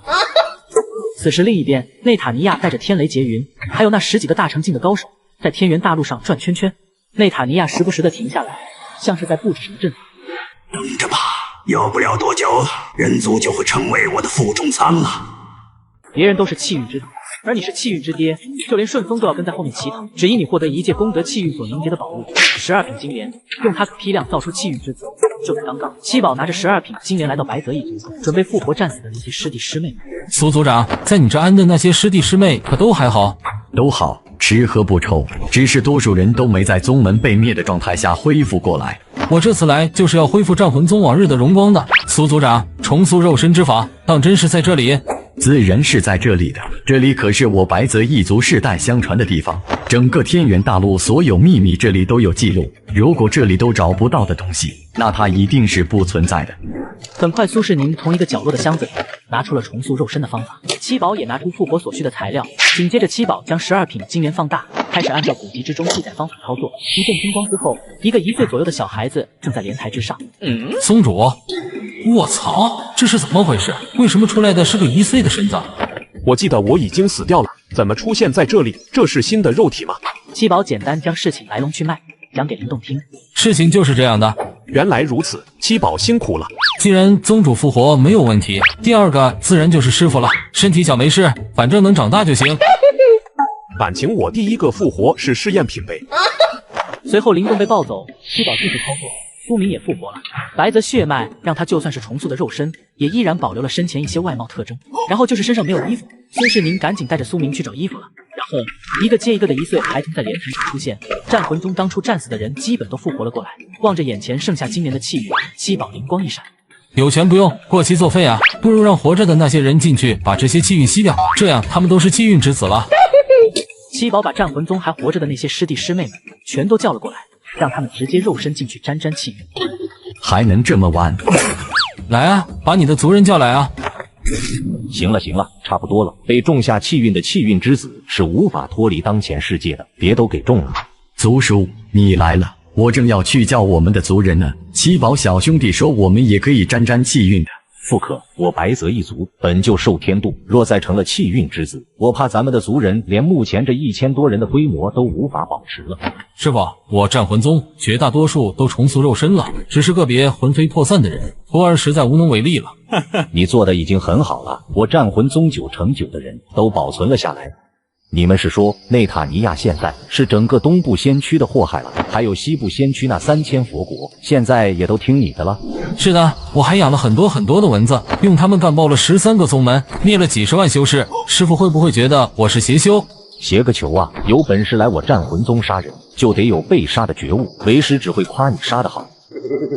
魔族迟早会再次席卷大地，只是这一次人族还能拿什么来抵挡？1万多年之前，那时我就卜算出，唯有战魂宗的一个变数出现，人族才有希望赢得这一场战争。所以我才在1万年前放下族内的一切，去了战魂宗，做了一个长老。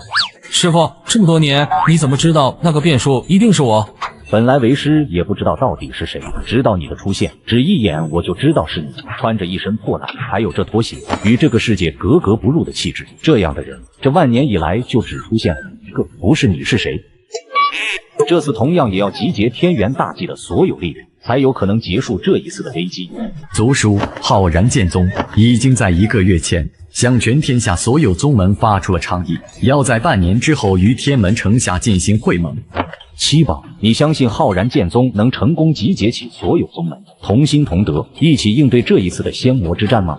哼，一群道貌岸然的伪君子，勾心斗角的贱人，他们也配？所以这个头得我们来签，不是为了什么权柄，而是为了保全我人族。师傅说什么都是对的，你脑子好使，你来安排。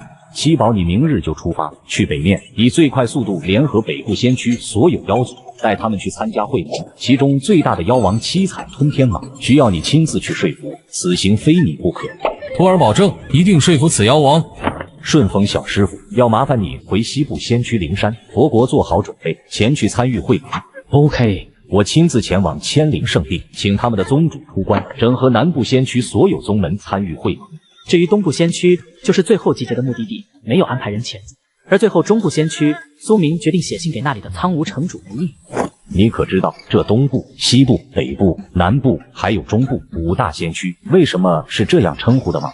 徒儿不知。7万多年之前，上一次的仙魔大战，他们的名字实际上是东部战区、西部战区、北部战区、南部战区、中部战区，人族5大战区。哦，原来如此。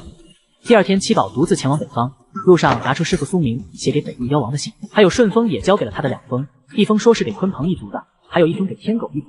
起码有3个妖族，应该是没问题，能参加会盟。不过师傅出发前为什么强调七彩吞天蟒是母的？提醒我这个是什么意思？男人在修仙界大规模养蚊子，如今男人养的蚊子已经发展到了北部极寒之地。发展这么快的吗？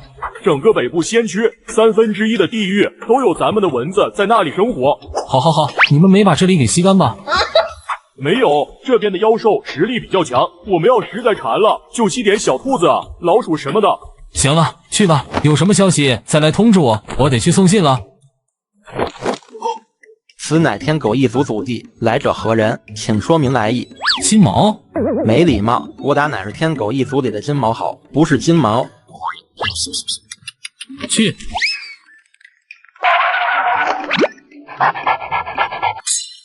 你敢杀我们？上，咬死这个人类！等等，我是来送信的，替顺风那小子送信来的。顺风？你说的是小黄吗？就是灵山佛门的佛子顺风啊。等等，你说顺风是小黄？是啊，那可是我们天狗一族的天骄呢。尼玛，顺风还真是狗啊！怪不得这小子总是把骗你是小狗挂在嘴边。那我们去给大黄通报吧，你就在此待候。这是我儿顺风寄回来的信。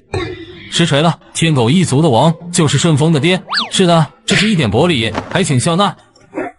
哎呀，来就来嘛，你还带什么东西啊？哎呀，这是七彩神宠，洗炼一只少说也要8000万灵石，这礼物太贵重了，10步的。不用，这是我左下角全新鬼符版本，登录就送7天无限洗炼，零损耗洗宠，点就能洗出七彩悟空，只要你手速够快，1天就能满背包七彩神宠。那为啥我之前下载的不行？你要来我左下角鬼符版本才行，点击直接玩，都不用下载的。我还给大家申请了登录送1000年神龙，洗炼100级出100万年神龙。我这就来左下角。阁下可是为了会盟的事来的吧？正是，不知前辈可愿意？放心，到时必定前去会盟。如此，那我还有事就先行离去了。很快，七宝来到了鲲鹏一族，把信交给了顺风的那位故人。小友，此事我应下了。会盟之时，我鲲鹏一族必到。多谢前辈。随后，七宝向更北的地方飞去，飞行了整整半个月，才终于到了妖王的地界。战魂宗七宝拜见七彩吞天蟒前辈，有故人托我来给前辈送上一封信。难道不在家？小哥哥，你找谁啊？我专程前来拜见七彩吞天蟒前辈的，不知道他老人家去了哪里。是哪个故人送来的？白泽一族，苏明。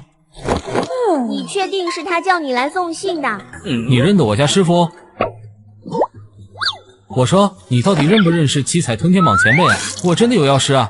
着什么急啊？让本姑娘仔细看看，身材饱满，血气浑厚，还罪孽深重，无属性极品灵根，不错不错。害我等了这么久的时间，送来的人本姑娘勉强满意了。什么意思？还请姑娘将这信转交给七彩吞天蟒前辈。你这是何意？你以为你是送信的，其实你才是那封信呢。你想干什么？干什么？当然是和你生孩子了。你师父让你来，不就是送给我生孩子的吗？等等，你说清楚，你到底是谁？什么叫做送给你生孩子？突然之间，一道恐怖到极点的气息从女人的身上溢洒而出，在这种单纯的威压之下，西宝只能用文字的信仰之力把自己罩在。我说你就是七彩前辈吧？叫我丫丫。仙魔大战，苏明答应过我，只要出山助他作战，就给我找个如意郎君，说助我吞天蟒一族延续后代。怎么用完了我？想赖账？丫丫前辈，仙魔大战的确在即，不过你这还没有出山呢。等等，你说的是上一次的仙魔大战？那不然呢？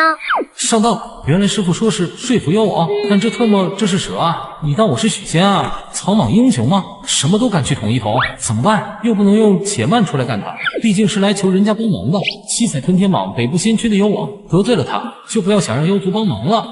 这破罩子怎么那么像那棒秃驴的招数？就是颜色不太一样。别秃驴的，虽然我不是，但现在那些秃驴都归我管了。行，那你把这个罩子打开，和我洞房好吗？丫丫等了几万年了，今天晚上就要。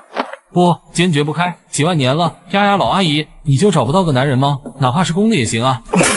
嘿，你才老，我们吞天蟒一族10万岁才成年呢。还有，你当我是什么蛇了？丫丫只要气运之子，这样生出来的蛋才能变成9彩吞天蟒。这丫丫好像脑子不是很灵光啊。有了。我觉得吧，你是不是理解错了？那不是我忽悠你哈。停！当别人说不是我忽悠你时，就是准备要开始忽悠我了。这是白泽一族说的。天杀的白泽一族，是哪个屌毛乱叫丫丫？你怎么什么都教？谁骂我？算了，跟丫丫简直是说不通了，直接来硬的吧。不如咱来比一比谁厉害就听谁的，怎么样？开什么玩笑？还敢有人挑战吞天蟒一族？老寿星吃砒霜，活腻了吧？好啊，怎么比？大家都不许用灵力，比武力。好。这局就算你赢吧，下一局咱们比什么？不是一把定输赢嘛？我们人类的规矩是3局2胜。那这局来石头剪刀布吧。来就来。你怎么出的慢半拍？我网卡了。我突然想起来了，我妖族的规矩是5局3胜，10局6胜吧。停下吧，这样下去什么时候是个头？我无所谓的啊，难不成你同意和我洞房啦？丫丫，我这么跟你说吧，强扭的瓜它不甜。什么瓜甜不甜的，解渴不就行了？不，我是说，其实我心里已经有人了，所以我不能接受你。你那个心上人是百里清欢吧？这会正追在内塔尼亚屁股后面呢。一个元英俊的小丫头凑热闹干嘛？估计要不了多久她就要死了。你说什么？他只是替师傅护信，师傅转手就把他给爱了，要他跟眼前这妖王洞房。没想到男人誓死不从，结果这女人就把信给撕碎。你不是把信撕了吗？你知道我来找你是为什么？你以为就白泽一族有情报系统，还有你那些文字，还好没在我地盘乱吸一通，不然见面的时候我可得敲打你了。原来你什么都知道，你之前说要和我配种是真的吗？暂时就不和你洞房了，不过我要跟着你和他公平竞争。既然如此，那赶紧去救我师姐吧。等你飞过去都猴年马月了，我带你过去吧。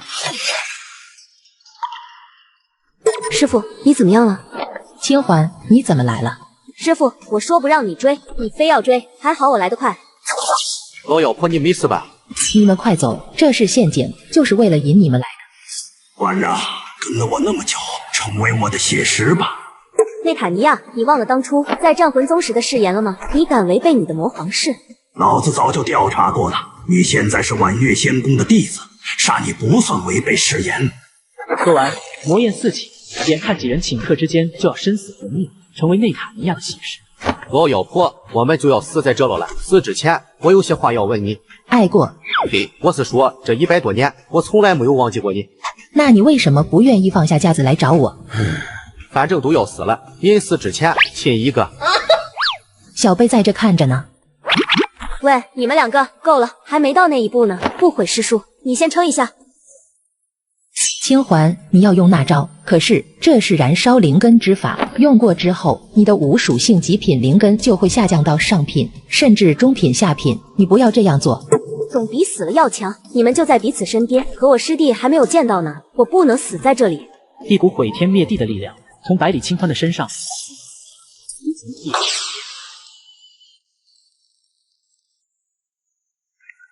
这就完了，然后呢？师叔，混沌之炎高达10万丈，万里可见，内塔尼亚绝对遮挡不住。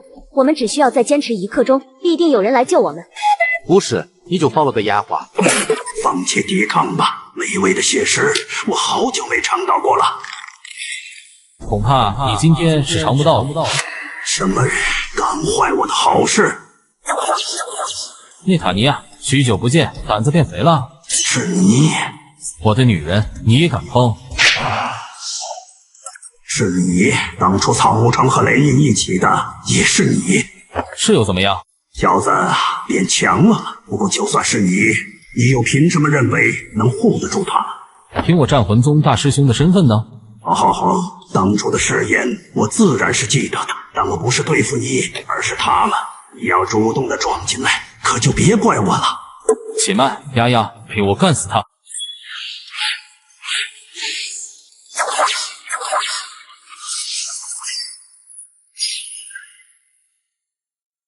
这不是本体，只是一具能量分身。我的本体你们是找不到了，等你们人族会盟成功时，就是你们的死期。师姐，还好我看到了你发的信号，过来查看，这才找到你们。师姐，我想死你了。这么多人呢，你这是说啥呢？哦，来，师姐，给你介绍一下，这位是北部仙区万妖之王七彩吞天蟒丫丫，然后这位是婉月仙宫的飞羽上人千灵圣地的林不悔。咦，江上你也在啊？你才看到我啊？我有那么透明吗？内塔尼亚，我知道他在做什么了，他在布阵。什么阵？具体还不知道是什么阵，但绝对是一个超级大的魔阵。此阵以我婉月仙宫几10万年的传承，都看不出来用途，危害极大。会盟在即，先回天门大陆的大本营会盟，之后再想办法查清内塔尼亚所图为何办。毕竟靠我们这些人，根本无法应对此事。几位没事吧？内塔尼亚他人哦，跑了吗？对，跑了。你们再来晚一点，就连我们都跑了。诸位，今日会盟是由我浩然剑宗发起，邀天下群雄前来会盟，为了就是对付那脱困的魔头内塔尼亚，所以我们需要一个盟主，一个发号施令、政令统一的出处，否则我们各自为战，又如何能发挥最大的能力，把内塔尼亚绳之法重新镇压？没错，厉宗主说的对，我们支持。对，统一选一个盟主出来。尼玛，还安排了托。这个人当然属众所归之选，我浩然剑宗却是这次会盟的发起宗门，为了避嫌，我浩然剑宗自然不能认盟主。厉宗主，本次会盟要出人出力，本就是个辛苦的事，您能者多劳，多多为天下苍生着想，就领了这盟主之位吧。哎呀，不可不可！厉宗主，除了你，还能有别人吗？你看看，还有谁能站出来吗？你就从了吧。承蒙抬爱，如果我厉某人再推脱，就有些不识趣了，也违背了本次会盟的初衷。不如这样，如果还有人想做这盟主之位，可以上台来，与我一同竞争，让天下英雄投票选出，大家看看这方法如何？何必搞这些虚的？本就是厉宗主召集的会盟，由你担任自是天经地义。这盟主之位必定是我的，谁赞成谁反对？小友以武力震慑他人，非正道所为。我有神器万魂幡在手，此次会盟的盟主我当定了。内塔尼亚又是如何从战魂宗逃脱的？这万魂幡可是在你的手中。我战魂宗被人组织了数万修士大军，以邪修之恶名，欲将我全宗覆灭。为求自保，是我放出了内塔尼亚。你怎么可以这么自私，把内塔尼亚那魔头放出来？这好像也怪不了人家吧？谁要是敢来我的宗门杀人，10个内塔尼亚我都敢放。他可以想办法找名门正派来主持公道啊，比如向浩然剑宗求救。你们家几千人被几万人包围，你跑一个试试？这是灭门，鸡蛋都得摇散黄，蚯蚓都得竖着切的灭门，站着说话不腰疼。你们说谁能指挥得了这么多宗门？针对我战魂宗，整个东部先驱谁有这个本事？你们猜不到吗？难不成这事是浩然剑宗指使的？这不可能吧？但是你没有证据。厉荣归此话一出，满场都呆住，这和承认了有什么区别？人家根本提都没有提你浩然剑宗的名字啊！你承认了，有种，但我还是要告诉你，我有证据。天狗一族族长，请问你听说过血魂丹吗？我天狗一族对味道十分敏感，血魂丹这种东西，只要吃过几次，身上就永远有那种味道。刚才一进来我就闻到了，这里充满了血魂丹的臭味。血魂丹这东西不是禁忌吗？听说那东西是要用人来炼的，只有真正的邪修才会用此等丹药。还请天狗族长指认，这场上是谁俘获此邪丹？血魂丹的主材可是人族修士，这是当年魔族入侵之时留下的手段，敢用此法，我人族必灭之。你们看着我做什么？好像我服过此丹药一般。我问心无愧，你们尽可以查。奇怪，不是他。七宝一点都不意外，随即抛出一块块的饮石，这些饮石是七宝之前安排写和去查的，里面记录着浩然剑宗设立的几百处地牢，把关押人族修士当炼丹材料。这他妈还要不要脸？浩然剑宗名门正派之首，竟然做这事！厉荣归，你有什么话讲？这么大量的血魂丹，就算他厉荣归没吃过，他的弟子们总吃过的吧？先拿下会场上所有浩然剑宗弟子，请他们当场验证一下，不就清楚了？就算这些弟子中有人做了那些事情，也并不代表这是我浩然剑宗的意思。我宣布，所有服食过血魂丹的弟子全部开阁，逐出宗门。不要啊，宗主！别啊，宗主！我为宗门流过血，我为宗门出过力啊！感谢七宝小兄弟为我浩然剑宗清除毒瘤，这些涉及犯了事的弟子，我宗内执法堂自会处置。好一招壮士断腕，鬼知道你把这些人带走会怎么处理？就算我当不上这个盟主，你又有什么资格当？我战魂宗七宝也是文道人，竞争着盟主之位。在场所有人，有谁同意我为盟主？请站出来说话。西方佛门代表西部先驱，愿奉战魂宗七宝为盟主，听凭差遣。不可能，战魂宗的弟子关他佛国屁事？你没听到他说他叫文道人？文道人，难不成是那个养蚊子杀人的一类？北方妖族携北部先驱所有势力，愿奉战魂宗七宝为盟主，听凭差遣。顺便多一句嘴啊，七宝是我看上的男人，谁敢和他为敌，就是和我北方全体妖族为敌。妖族，战魂宗是我东部先驱的宗门，又关他们什么屁事？你什么耳朵？你没听见吗？他说男人，他看上的男人。尼玛，软饭都吃到妖族去了。你给老娘等着！居然跟一条蛇有一腿！中部先驱雷某受托前来会盟，我愿奉战魂宗七宝为盟主，听凭差遣。我觉得七宝是个不错的人选。台上的厉荣归脸上青一阵子一阵，眼前的局势已经完全超出了他的预计。各位，我家宗主说了，七宝是个不错的人选，所以我们牵领圣地，听从七宝的指令行事。我婉月仙宫圣女百里清环是七宝的女人，所以我婉月仙宫也听从七宝的指令行事。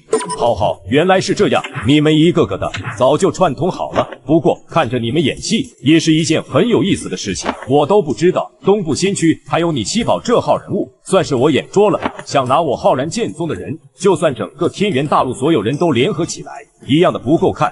维塔尼亚还不出来？一股强大的魔力从厉荣归的身体涌出来。李荣归，你个蠢货！原本是想让你整合好他们，统一集中起来，再一起献祭给魔皇。没想到你不顶用啊，让一个毛头小子给抢了盟主位置。怪不得找不到他，原来他就一直躲在厉荣归体内。虽然你没什么鸟用，但也算对魔皇陛下有贡献，就提前发动大阵帮帮你吧。魔级破戒阵，10万里范围内突然出现了一条条魔柱，散发出一股股的魔气，就像是一根一根的钉子，牢牢地钉在大地之上。不好，这是一个破戒阵，内塔尼亚想打开封印，他要放魔族大军过来。天上高悬的天门裂缝，现在他正在缓缓睁开，预计1个时辰就会大到足以让魔界大军通过。你这个吃里扒外的东西，魔皇到底给了你什么好处？你居然要背叛人族！这天元界出问题了，几十万年以来都没人能飞升上界。魔皇答应我，只要我浩然剑宗转投魔界，去魔界重新修炼，我就有机会飞升上界。你们这些蝼蚁永远不会明白。整个天元大陆几乎都有我养的蚊子，你以为你勾结魔族的事我会不知道吗？我早有准备。内塔尼亚，你这个恶魔，今天必须死在这，谁也救不了你。小子，你别狂！碍于魔皇之事，我不能动你。但是我魔族大军一到，你一样是个死。是吗？那就看看谁先死。鲲鹏前辈，师傅，你们可以动手了。北冥有鱼，其名为鲲。一道巨大的身影出现，要将内塔尼亚的破界大阵连同天门裂缝一起罩住。内塔尼亚一个闪身，想逃出鲲鹏覆盖的范围，但是毫无用处，被鲲鹏吃到了肚子里。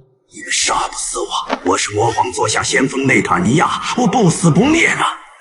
7万年前之所以杀不死你，是因为你身上有魔皇传送过来的世界坐标，魔皇要靠你来定位我天元界，所以不惜以世界之力保你。现在你已经把坐标转化为了破界阵法，你已经不是那个不死不灭的内塔尼亚了。好好在鲲鹏的胃里待着，和你那个傻逼盟友厉荣龟一起等着消化变成屎吧。师傅，让鲲鹏前辈把厉荣龟吐出来吧。为啥不把厉荣龟一块给消化了？反正就是顺手的事。徒弟我还有心结，待此件事了，我要他亲眼看着自己的宗门被灭。浩然剑宗那边，师傅放心，徒儿已经派蚊子里3层外3层的围上了，一个都跑不了。你这小子，来吧，天元盟主，现在该你来指挥接下来的大战了。我猜夜莺这个盟主水分还是太大了些，师傅还是你来吧。算了，毕竟我白泽一族就适合当个军师啥的，你才是他们刚才亲口承认的盟主，别矫情，上吧。好吧。天门裂缝完全打开，无数的魔族修士冲入了天元大陆。七宝指挥着天元界的修士前往对抗，安排好一切，鲲鹏头顶上就只剩下了七宝师徒2人。师傅，我那些蚊子留着有用。哦，好的。半个时辰后，所有冲出来的魔物都被分割消灭得干干净净。不对呀，怎么了？头一战阵打得很顺，不是好事吗？7万年前的先锋军是内塔尼亚带着过来，数量不多，而且战力很强。但这一次魔军数量那么多，战力却反而下降了。师傅，你的意思，这不像是正规的军团，反而像是炮灰？没错，但是他们从哪里来的炮灰？上一场战争如果有炮灰，他们早就拿出来用了。佛主，请看，这是战场之上撤下来的对方尸体。有什么发现？这些物种不像是魔界原生的物种，它们是和我们天元界一样有灵气的痕迹，但是被磨灭了。而他们现在身上的魔气是后天生成的，是被强行种下的。怎么会这样？有另外一个世界被魔皇征服了，7万年了，我们在备战，魔族也在备战，没理由我们进步了，他们还在原地等我们吧。所以魔族在这7万年里没有闲着，而是去攻伐了另一个世界，然后带着新征服的奴隶，混合原本的魔军一起，双倍的力量来进攻我天元界。这魔皇果然不是等闲之辈。不是还有徒儿的蚊子吗？他有后手，咱们不是也有吗？我这就统领下去，让雷印他们加快摧毁那些魔蛛，然后我们这边把所有力量全都压上去。也只有如此了。魔族的奴隶军源源不断的从裂缝出现，这一战已经天元界的修士损失惨重，魔族的正规军还没出现。下一吾乃魔皇座下前锋将哈里斯。你的对手是我。吾乃魔皇座下库里南。敢入侵我天元界，看我不电死你！紧接着是第3个、第4个魔王出现了，魔皇座下10大魔王出现了9个，还有一个内塔尼亚，这回估计变成屎了。魔族的正规军来了吗？看来得动用我的蚊子大军了。裂缝那个尽头，一道虚影突然变得清晰了一些，天元界这边的天地也有了反应，雷暴满天，天道怒了。魔皇亲至了，别生气啊！我就在门口蹭蹭，放心，不进天元界的。他在和天道对话，天道是有意识的。喂，裂缝外那个小子，报上名来。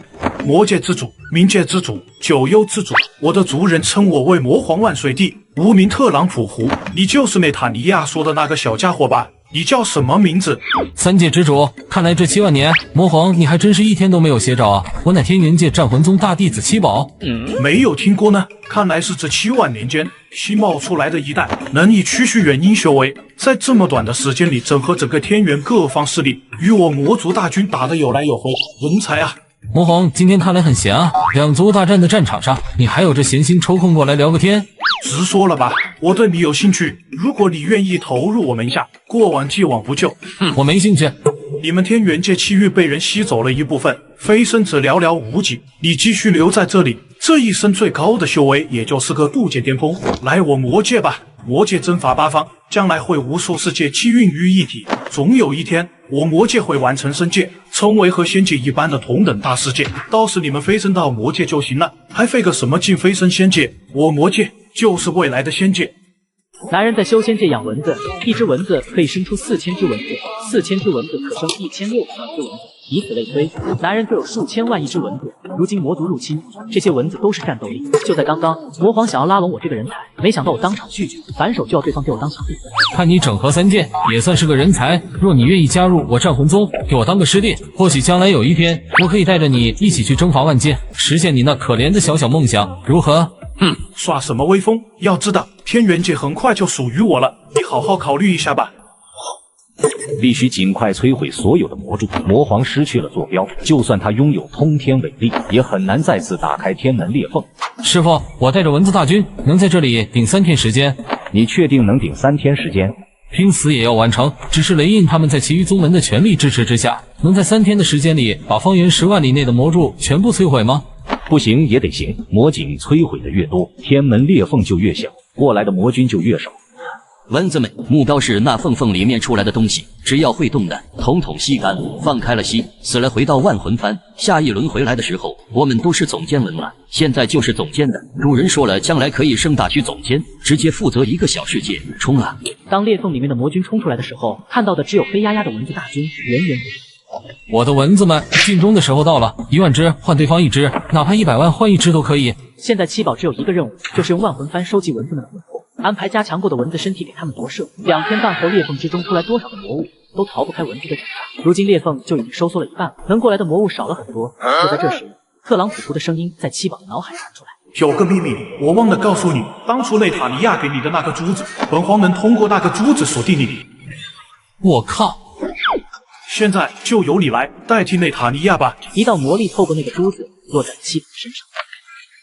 师傅，快来，我出事了！发生了何事？徒儿，你怎么样了？什么都没有啊，气息悠长，血气旺盛，灵力运转通畅。你刚才说你出事了，到底怎么了？于是七宝把刚才发生的事情向苏明复述。你是说魔皇透过内塔尼亚当初给你的珠子，把一道不知道是什么的力量传递了过来，落到了你的身上，现在你身上多了一股魔力。是的，师傅，他还说让我代替内塔尼亚。如果我猜的不错，那应当是一道世界之力，从魔界整体切割下来的一角力量。这东西有什么危害？危害倒是不大，如我所料不错，这裂缝怕关不上了，就像7万年前一样。我刚才感觉天道在窥视我。当然会窥视你，现在的你在天道的眼里，你就是第2个内塔尼亚了。那怎么办？无论如何，为师自会护你周全，哪怕要与全天下为敌。很快魔柱全部被摧毁，裂缝清掉2/3。虽然魔军已经不再从裂缝，但七宝却又成为了新的世界坐标。各位，北方妖族支持我白泽一族，西方灵山佛门支持是七宝，雷印他们就算是中立，你们南部和东部2个战区有什么胜算敢说用强？我们不是说要用强，只是跟你商量商量。毕竟七宝他现在拥有魔力，是天元界的公敌。当年内塔尼亚是自愿进的镇魔窟吗？现在换了我徒儿，难道我会不知道你们的嘴脸？盟主深明大义，我想他必定是会认同的。为了我天元一界数千万亿的生灵。请问各位的意思，好像是打算把我镇压在镇魔窟之下才能安心啊？没有，怎么会呢？我也在想要如何解决这件事情，毕竟这天元界不只是你们的家，也是我的家，是我战魂宗的家。听你话里这意思，是有对策了。世界坐标种在我身上，结果只有2个。第一，如果我留在天元界，就得一辈子给他特朗普呼当世界明灯，我天元界永远也摆脱不了魔界。第二，如果我不留在天元界，那就只能去他魔界，让我给他卖命，成为他征伐8方世界的工具。但我偏偏不如他的意，凭什么就只能他魔皇征伐我天元界？凭什么我们要被动应对？那盟主你怎么应对这事？从今天开始，这天门裂缝不再是横在我天元界生灵心头的大恐怖，我要让魔界所有生灵心里同样要感到恐怖，所以我将以1人之力征伐魔界，寇可往，无亦可往。血河，通知下去，让天元界所有蚊子来天门裂缝这里集合。是主人，我这就去安排。系统，把我所有的点数全加到修为上，给我一直突破到渡劫巅峰，因为只有这样，我才能完美发挥万魂幡的能力。现在我需要它。所主现有125点，只够升级到化神境。系统，借贷也要给我升到渡劫巅峰去，不然我去魔界就是送死。你也不想我死在魔界吧？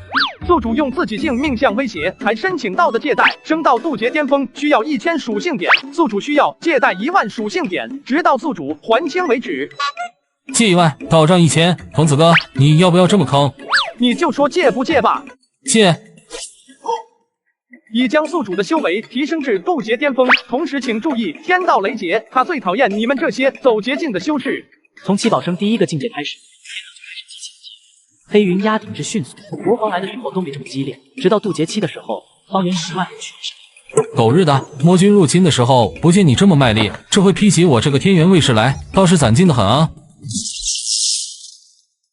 男人一不小心养了太多蚊子，继续养下去也没地方栖息，于是男人准备带着万一只蚊子进攻魔界，去魔界发展，续接上级。七宝在进入魔界前，利用系统把自己境界提升到渡劫期，结果天道怒了，他最讨厌这种开挂提升修为的。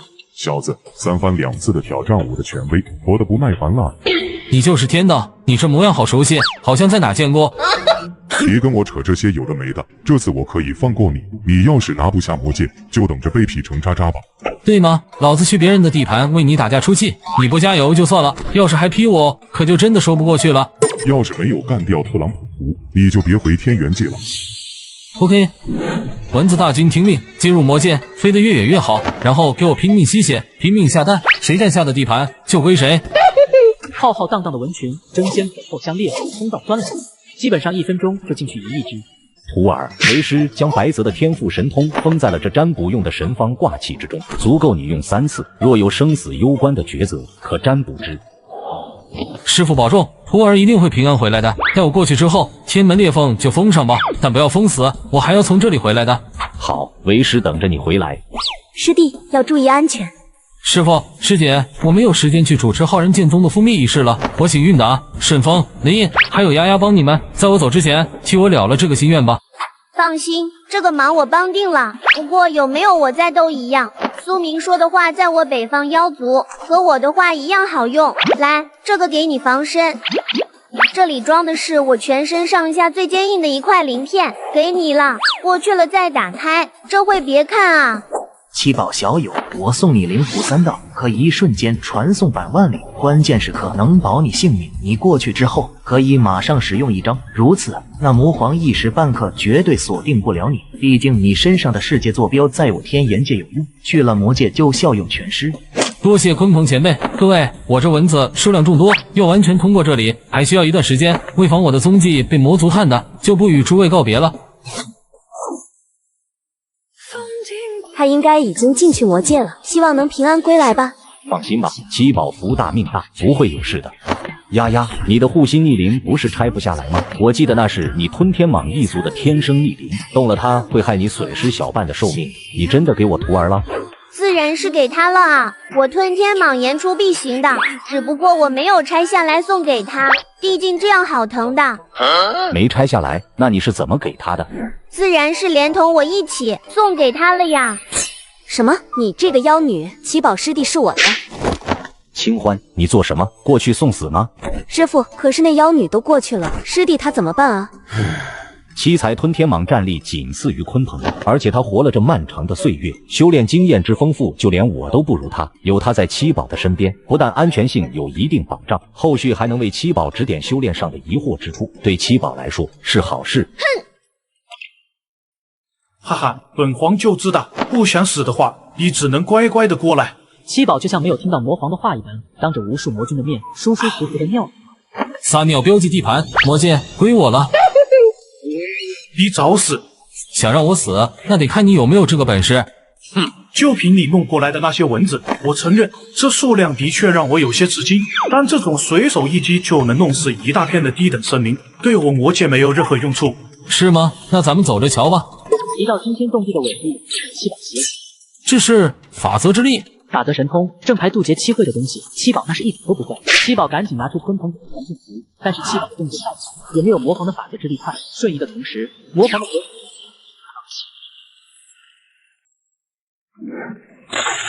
这法则之力真厉害，有神器万魂幡抵挡，还能伤得那么重。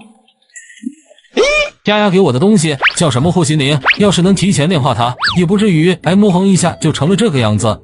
七宝随手拿起盒子，准备查看一下，看能否把它炼成宝甲，下次就不用这么狼狈了。下一刻，丫丫就这么突然出现在了七宝的面前。丫丫，你怎么会在这里？耶！丫丫，你放开我！你跟过来干嘛？这边很危险的，我现在受了重伤，刚刚才敷了药，这会儿身上没有力气，你快把我解开！他说他没有力气了。你要干什么？不，丫丫，你别乱来，我这几天身上不太方便。大姨夫来了。师姐，我对不起你啊。你这样，我将来怎么跟师姐交代？怕什么？是我主动的，你又反抗不了，到时候你往你师姐怀里一扑，然后一边哭一边指着我骂就行了，剩下的交给我。想想也是，要不再来？你还行，来就来。一段时间后，七宝伤好的差不多了，闲来无事，七宝开始向丫丫请教渡劫境应该有的那些本事。你是说，虽然你现在是渡劫境了，但你还什么都不会？是啊，这不是升级太快了吗？我想着升到最高境界，过来后安全性更高一些，没想到一招就把我给干趴了。法则掌控，法宝威能，绝对领域，你都没学。我之前才也应。行吧，接下来由我来教你这些吧。男人只是把自己养的蚊子组成蚊子大军，从天元大陆全部迁移到魔界去吸血，没想到魔界大军和魔皇有90%都死了，只有1/10的蚊子成功逃离，混入了魔界。主人，从天元界迁移过来的蚊子损失了90%。天杀的，我这是被资本做绝了吗？辛辛苦苦养了那么多蚊子，竟然损失了90%。活下来的那些蚊子已经散落魔界各地，正在努力产蛋繁衍后代。谢和，我万魂幡里还有110只蚊子，现在全部给你带去繁衍后代，1年的时间足以恢复往日的蚊子大军。随后，七宝把自己随身携带的110只蚊子交给了血和，继续去产蛋生蚊。五行法则你已经学得差不多了，现在教你特殊法则。哪些是特殊法则？我给你演示一遍。丫丫拿起一块石头往空中丢去，石头掉落瞬间，一股法则之力出现，石头掉落的速度瞬间慢了许多。速度法则可以减慢对手的速度？屁啦，这是时间法则。时间难不成可以延长？哎呀，你的时间我很满意啦，我说的是正经的，时间这东西是相对的，如果你在战斗中让对手周边的时间慢下来了，在他的眼里你的速度就变成了极速，可以说时间法则是高于一切的，将来你强大起来了，没有任何法则能居于它之上。好复杂，算了，以后再慢慢学，先看看这个魔界到底是个什么情况。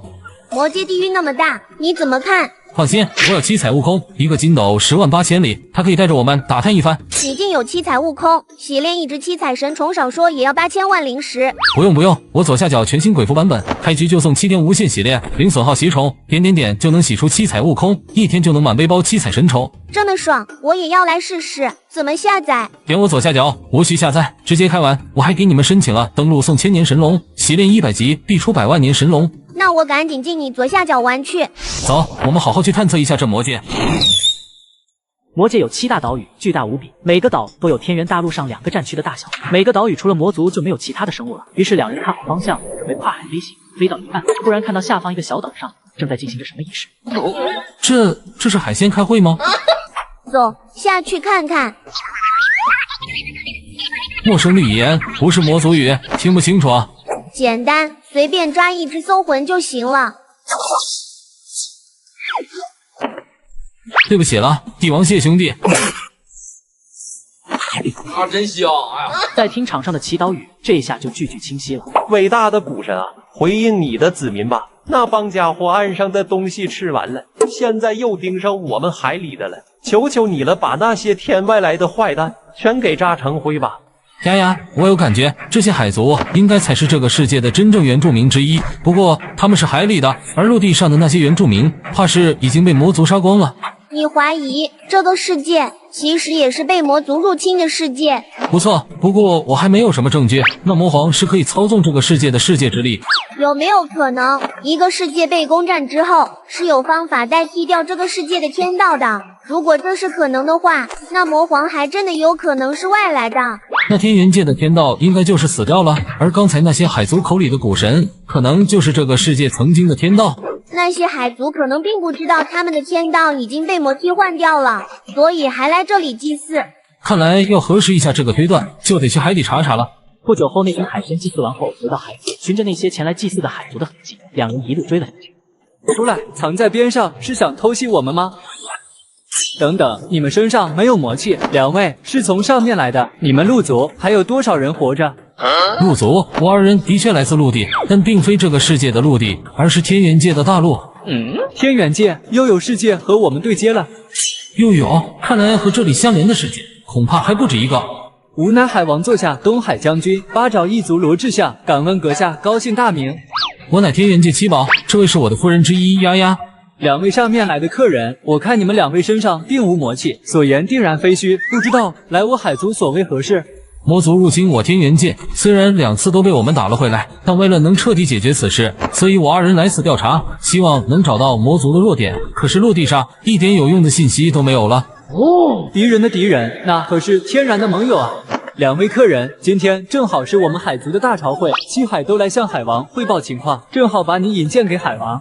很快，罗志相带着七宝两人来到海底，两人在一旁找了个位置站好，就开始了等待。喂，老罗，海王呢？不是开大朝会吗？海王都不来，你们开的什么朝会？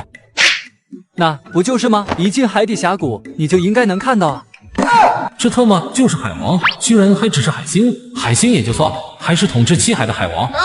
罗将军，能不能给我们讲讲关于海王的过往，比如历史，或者罗将军你当年是怎么到海王麾下之类的？怎么认识的？当年海王大人巡游七海，然后我问能否追随他老人家，没想到海王直接就同意了，我可真是太幸运了。海王可是咱们七海最有智慧的呢，有他统治海底，咱们这里已经几十万年都没有过内战了。这听着怎么那么儿戏呢？不久后，轮到罗志相上前跟海王汇报事情，七宝两人也跟了上去。七宝只是看了一下海王的眼睛，顿时感觉自己的脑袋不太清醒。七兄弟，不要盯着大王的眼睛看，大王的精神力冠绝天下，看久了你会失去自我的。天元界七宝见过海族大王。